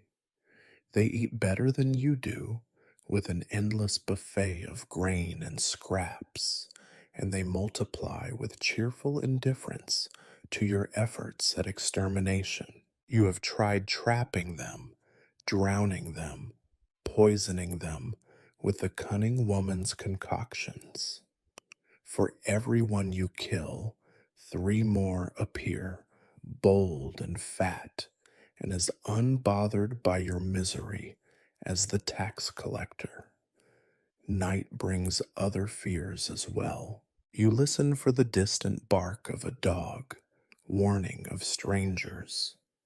You remember the stories of bandits who come under cover of darkness, slipping through windows, stealing from the helpless.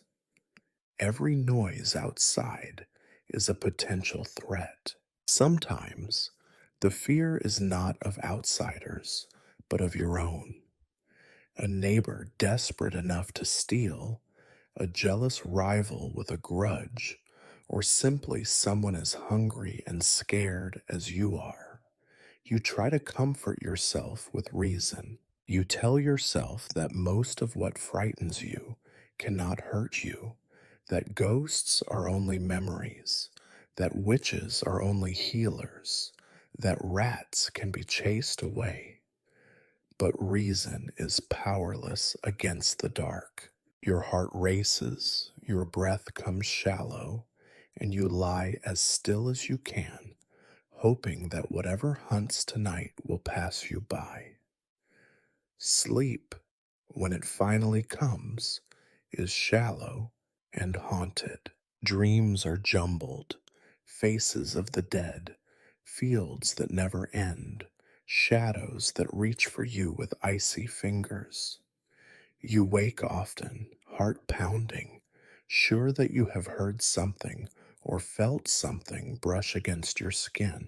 Each time, you find only darkness and the soft, steady noise of others trying to do exactly what you are doing. Survive the night. When the sky finally lightens and the first rooster crows, you feel as though you have won a victory. You are alive, unbitten, uncursed, unvisited. You stretch sore limbs, scratch at bites new and old, and gather your things. Another night has ended. The ghosts, witches, and rats retreat to their hiding places, and you join the rest of the village in pretending, for a little while, that you were never afraid.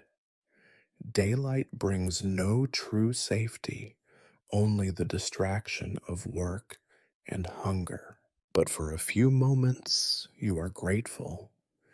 The night has let you go, for now you would be forgiven for thinking, based on the daily evidence, that joy is an exotic luxury in your world, like oranges, silk, or shoes that fit both feet at once. Yet, even here, where every day is marked by labor and the air always tastes faintly of defeat, small moments of happiness slip through the cracks. They do not come often and never without a price, but they arrive with such color and noise that you almost forget, for a moment, how gray the rest of your life has become. The biggest excuse for celebration is a festival, which, if you are lucky, happens several times a year, though more often it is just once,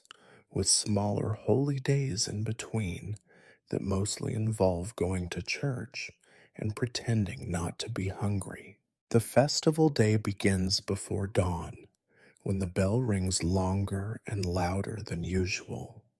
You wake confused and hopeful, the memory of last year's festival barely surviving the grind of daily misery. Children are the first to remember. Their excitement is contagious, if only because it means a break from chores and just possibly a little more to eat. The village transforms overnight. Someone hangs faded ribbons on the church door. Someone else drags out a battered drum or a cracked fiddle. The air smells different, partly because everyone has tried to wash, partly because the cooking fires are bigger and burn longer. The best part of any festival is the food or the promise of it. If the harvest has been kind, there might be a whole pig turning over a spit, apples baked with honey, or at least more bread than usual. There is beer, slightly stronger than what you drink every day, and you swallow it with gratitude, even as it goes straight to your head. You are expected to be cheerful, which is harder than it sounds, but you do your best. For one day, everyone wears their best clothes, even if best means the same shirt, just patched a little more carefully and brushed off with clean straw. Faces shine with something like hope. The priest leads a prayer that is longer than usual and, for once, does not end with a warning about hell.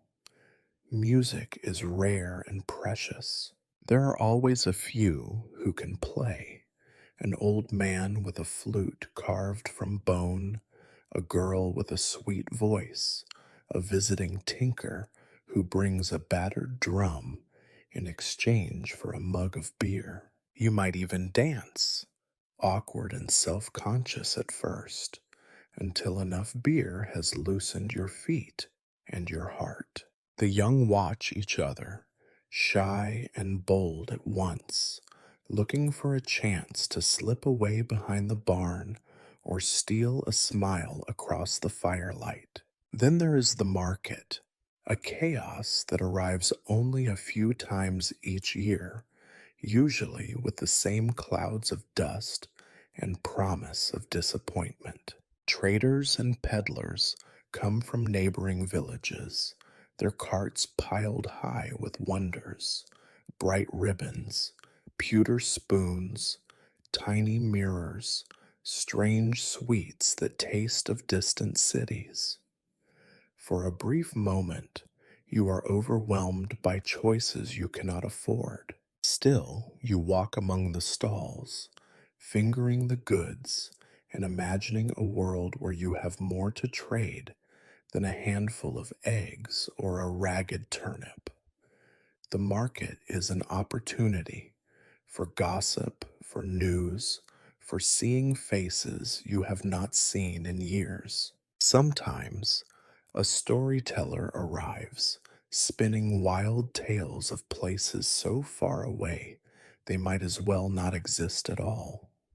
You listen, spellbound, even though you know every story ends the same way, with the poor remaining poor and the clever becoming thieves. If you have a few coins or something worth bartering, you might treat yourself to a small luxury, a comb for your hair, a twist of dried berries, a scrap of bright cloth to hide a patch on your only shirt. Children beg for sweets, and sometimes, just this once, you let them win. For a few hours, you are not merely a laborer or a survivor, you are part of a world larger than your own misery. Weddings are the best kind of celebration. They are rare, but when they happen, the whole village comes together out of duty, curiosity, or the desperate hope of a free meal. Weddings begin with a procession, the bride and groom dressed in whatever finery can be borrowed, stolen, or invented. Flowers are woven into hair and hung from doorways. Someone finds a bottle of strong spirits hidden away for just this occasion. The ceremony is quick, the priest rattling through blessings and warnings in equal measure. You watch, a little envious, a little hopeful. For the newlyweds, the promise is less about love and more about survival. Two hands to share the work, two mouths to scavenge for scraps. There is dancing, always awkward and loud, and food, never enough, but more than on an ordinary day. If you are lucky, there will be music, laughter, and for one night, a sense of community that almost feels like joy. For all the celebration, there is an undertone of desperation. You eat as much as you can, knowing that tomorrow the table will be bare again. You dance until your feet ache, because tomorrow they will ache for a different reason. You laugh too loudly, drink too much, cling too tightly to the illusion that things might be better, if only for a single day. After the festival, the market, the wedding, comes the return to normal. The village sheds its colors and its songs. The leftover bread goes stale, and the ribbons are tucked away until next year. You are left with a hangover, a full belly, if you are lucky, and the bittersweet memory of happiness. It is a memory you will chew on for weeks, as nourishing in its way as the gruel that fills your stomach every morning. You know the truth. Joy is fleeting, always balanced on the edge of want. But you take what you can, store it up, and wait for the next time the village remembers how to celebrate. Because in a life spent scraping by, these rare moments of delight are the only riches you will ever know. If you have learned anything from your life as a medieval laborer, it is this: misery is never static. It shifts with the turning of the year, trading one hardship for another with the ruthless efficiency of the seasons. The weather may change, the sky may brighten or brood, but your work and your suffering never truly cease. They merely transform, following an endless calendar that shapes the rhythm of your days. Winter is a time of hunger and cold, a test of endurance that begins when the first frost withers the fields and ends only when the mud returns. You wake each morning with your breath smoking in the air, your hands stiff and swollen, your feet numb. The barn becomes a prison, packed with bodies huddled for warmth, all comfort sacrificed to the desperate task of keeping out the chill. The world shrinks to a few rooms, a few fires, a few dwindling sacks of grain. Every meal is thinner than the last. The stories you tell are mostly to keep your spirits from freezing.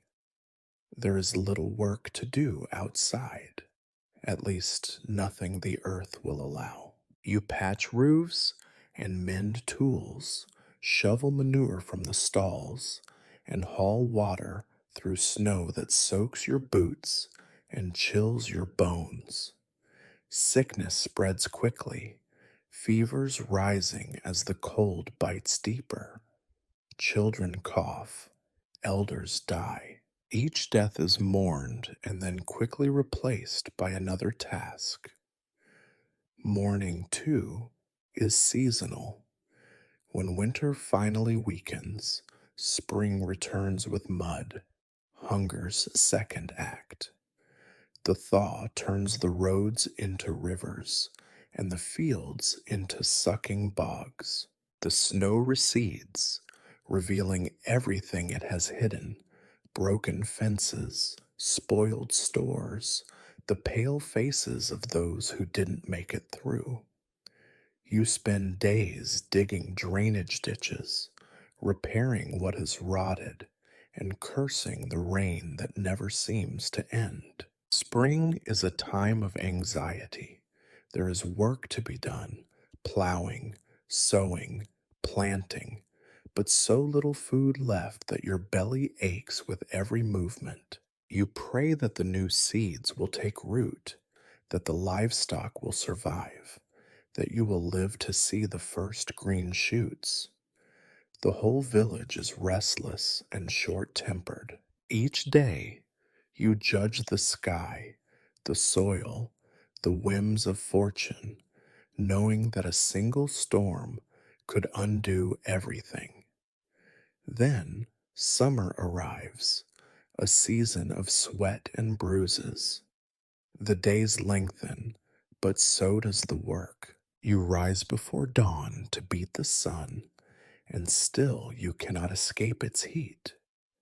The air grows heavy, the flies return in armies, and your skin is raw from endless labor. Fields must be weeded, crops watered, animals tended, fences mended. There is never enough time, never enough hands. This is the season of hope, however meager.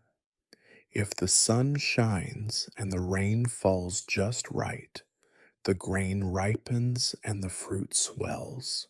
There is talk, tentative and cautious, of a good harvest. You catch yourself humming a tune only to stop, embarrassed, as if optimism itself is an invitation for disaster. The work is relentless, but there is purpose in it. You can see the promise of food in every green stalk and in every fattening animal. But summer is also the season of storms and sickness.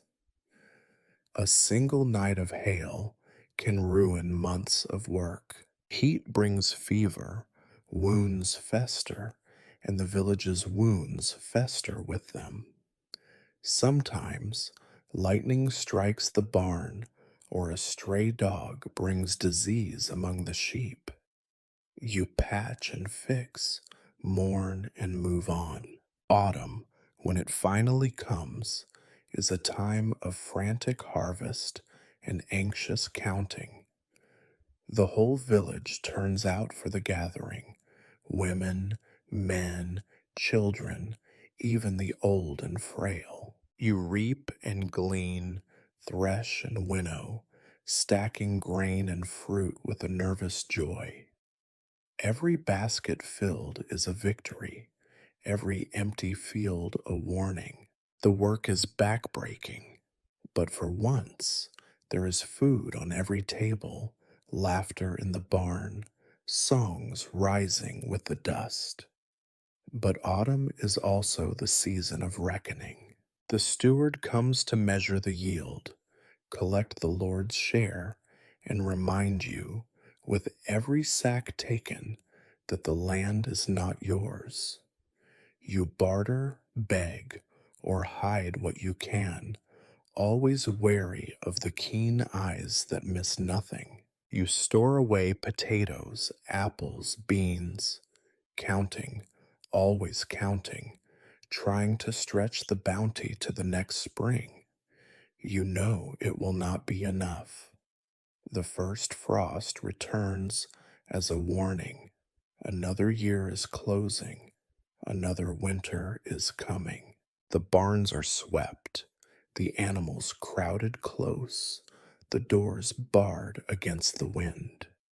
You wrap yourself in your patched blanket, listen to the rising storms, and hope the rats will be kinder this year. This cycle, cold to mud, mud to sweat, Sweat to harvest, harvest to cold, repeats with brutal regularity. The tasks change but never end. There is always something left to do, something left undone, something to fear, and something to wish for. Each season brings its own flavor of suffering. Winter's bite, spring's mud, summer's burning, autumn's reckoning. Yet, strangely, you come to mark your life by these changes, measuring time not by years, but by cycles of work and worry. A life spent waiting for better weather, for luck, for the mercy of the land. A life spent surviving in every season. Sometimes, when the evening is quiet and the barn is full, you find a strange satisfaction in the pattern. Misery is easier to endure when you know it will change, if not disappear, at least take another shape. In the turning of the year, there is the faintest echo of hope. Tomorrow might not be better, but it will at least be different. And so, as the seasons turn, so do you, laborer in the mud and sun, caught in the eternal dance of survival, suffering, and the briefest flashes of joy. You have always been told that dreams are for children, the idle, or the mad.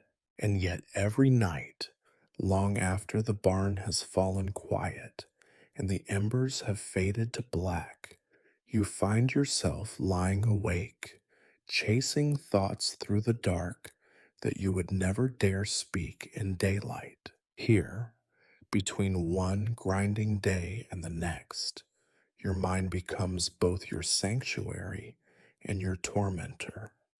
The future, uncertain as it is, grows large in your imagination, while the ghosts of old fears refuse to leave. Your dreams are small by the standards of other worlds, but enormous by the measure of your own. Sometimes you dream of food, a loaf of bread so fresh that the steam still curls from its broken crust, or a joint of meat roasted until the fat sizzles. You imagine yourself sitting at a table, not hurried, not desperate, not fighting off rats or neighbors or your own hunger. There are days when you wake from these dreams with tears on your face, a cruel echo of satisfaction that fades before the morning bell. Other times, you dream of ease, not riches exactly. You have never even seen a gold coin up close, except perhaps in the hand of the tax collector, but a life where your hands are not always raw, where your back does not ache before noon, where you have time to sit and listen to the birds or watch clouds slide by without the weight of unfinished work pressing you back to your feet. In these dreams, you are nobody's servant, nobody's property. You have a place of your own, however humble, and nobody can take it from you. Some nights you dream bigger. You imagine leaving the village, walking out into the world with nothing but your knife, your rope, and the hope that somewhere people live differently. You have heard stories of cities where streets are paved with cobbles, where bread is sold in stalls and music drifts from open windows. You picture yourself among the crowds, anonymous, unnoticed, maybe even happy. These dreams always dissolve at the edges. You know you would not last a week without fields to till and earth to sleep on. But your dreams are not at all hope and longing. There are the darker visions, the ones that wake you in the night, sweat on your brow, your heart pounding, You dream of famine, of empty barns and dying animals, of children crying from hunger. You see yourself shivering on the roadside, begging for scraps, ignored or scorned by those with more. Sometimes you see yourself alone, the last one left in the village, watching the fields return to wildness, your voice swallowed by silence. There are fears you would never share, not even with your closest neighbor. You worry about sickness, about the cough that will not go away, about the pain in your side that seems to grow sharper each week. You know how quickly a fever can carry someone away, how even a simple wound can turn to rot. You fear the day when you are too weak to work, too slow to matter, when your place in the barn is given to someone younger or luckier. You have seen old friends and rivals alike disappear, their absence noted only in the morning roll call and the empty space on the straw. There is the fear of betrayal. Every kindness comes with a price. Every friend could become a rival. You fear that one careless word, one misplaced confidence, will see you shunned or worse. You fear the priest's disapproval, the overseer's anger, the tax collector's suspicion. You fear the eyes of the powerful and the desperation of the powerless. Some fears are ancient, bone deep. You fear the dark, not for what you can see, but for what you cannot. Ghosts, witches, the unexplained. You fear storms that can flatten a season's work in a night. You fear fire, which gives warmth and life, but can consume everything in moments. You fear bandits, soldiers, strangers at the gate. Most of all, you fear the slow, invisible grinding down of hope, the way a life of hardship can chip away at your will until nothing is left but routine and resignation. And yet, for all your fears, you go on dreaming. Dreams are dangerous, but they are also necessary. They remind you that another life is possible, even if only in the mind's quiet hours. Sometimes you cling to a single memory or a fleeting wish, the laughter of a child, the taste of an apple stolen from the Lord's orchard, the feel of sunlight on your face. These are treasures you keep hidden, or no tax collector, no overseer, no rival can find them. In the darkness, you promise yourself that if tomorrow is kinder, you will risk a little more. You will share a secret, trust a neighbor, save a crust for someone hungrier than yourself. You might even sing, or smile, or try to believe that things can change. When the first hint of dawn creeps across the straw, you hold tight to these resolutions, even as you know most will not survive the day. But hope is stubborn. It grows in the cracks, stubborn as weeds in the churchyard, refusing to be stamped out entirely. You wake, stretch, and gather yourself for another day, not because you believe things will be better, but because you are still here and still dreaming. And that, perhaps, is the most remarkable thing about your life. In a world built on fear and scarcity, you have not yet lost the capacity to dream. There are days when you wonder if anyone ever really grows old here, or if the village simply wears people down until they are more memory than flesh, faded into the background like the grooves worn deep in the stone doorstep. If you are lucky or unlucky enough to see your hair turn gray, and your hands knot up with age, it is less a triumph than a slow retreat. In this world, old age is not a reward. It is what happens if nothing else gets to you first. The first sign is usually pain that refuses to leave. Your joints swell, your back locks up, your breath comes shorter every year. You lose the strength to lift what you once did, to rise at dawn without groaning, to keep pace with the children in the fields. The scars on your skin are joined by the deeper wounds inside, aches that do not heal, wounds that never quite close. You become weathered, shrunken, easy to overlook. You are a warning and a prophecy to those who still think themselves immortal. As an old laborer, your world contracts. The barn is colder, the straw harder, the chatter of the young more distant. You become the keeper of stories, whether you want to or not. People listen to you sometimes, but more often they do not. You have told the same tales too many times about harder winters and better harvests and the price of bread when you were young. You remember the faces that have come and gone, the names whispered during sleepless nights, the neighbors who vanished with no word or ceremony. Work does not stop for age. You do what you can, sorting beans, patching clothes, watching over children too small for the fields.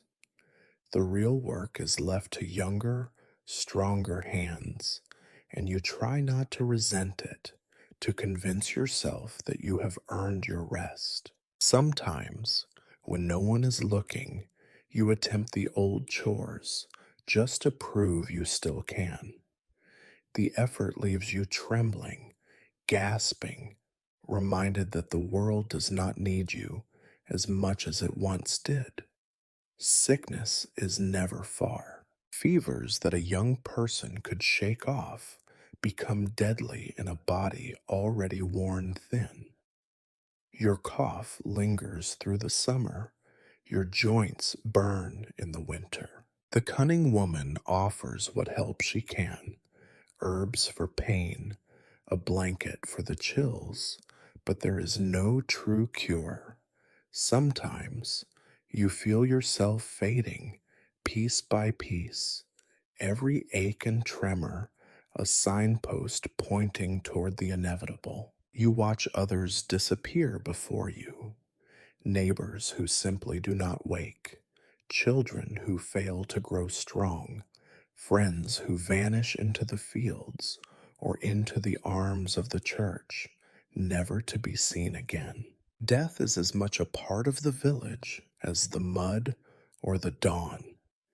It comes quietly, often with more mercy than life has ever offered. When your time comes, you hope it will be swift.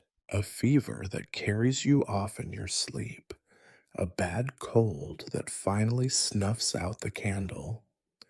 You hope you will not linger, helpless, a burden to those still fighting for scraps.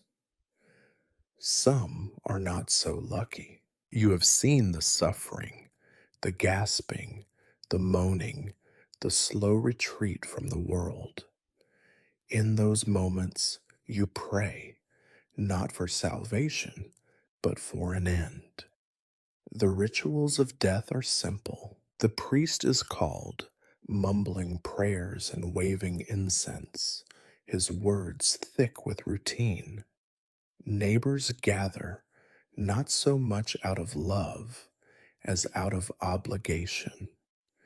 Death is a communal event, another chore to be shared. You are wrapped in your blanket, maybe your only real possession, your eyes closed, your face wiped clean, as if the traces of struggle can be erased at the last moment. There is no grand tomb, No marble marker. A shallow grave is dug behind the church or at the edge of the fields. Sometimes a wooden cross is erected, sometimes just a stone, sometimes nothing at all. The living do not linger. The next day brings new work, new hunger, new sorrows. But for a short while you are remembered. Your name is spoken in the evening, your stories retold, your patch in the barn left empty in silent respect. The children are warned not to stray too close to your grave, lest your spirit be restless, and for a season you haunt the village in memories and whispered prayers. Then, as the wheel of the year turns, your presence fades. The village absorbs your absence, reshaping itself around the gap you leave. A new laborer fills your place in the field. Your blanket is claimed, your cup passed on, your knife found and used by another. Life, relentless and uncaring, moves on. Some say that death is a relief, the only true release from the endless grind. Others fear it more than hunger or cold, clinging to life no matter how threadbare it becomes. You understand both. You have spent a lifetime fearing the end and wishing for it in the same breath. When the day comes, you will close your eyes and let go, trusting that whatever lies beyond cannot be harder than what you have already endured. Perhaps, if the priest is right, there is a heaven waiting, fields green and endless, tables heavy with bread and meat, no overseers, no pain, no fear, or perhaps there is nothing but silence, a long, dreamless sleep. Either way, you are ready. You have survived hunger, cold, loss, and disappointment. You have laughed and cursed and dreamed, even when the world gave you no reason. In the end, you were a part of something, brief, anonymous, but real. Your mark is left not in stone, but in the memories of those who live on, in the shape of the land you worked, in the rhythm of a village that will forget your name, but never forget your labor. This is how your story ends, not with glory, not with wealth, but with a kind of quiet, stubborn dignity. You endured. In this world, that is enough.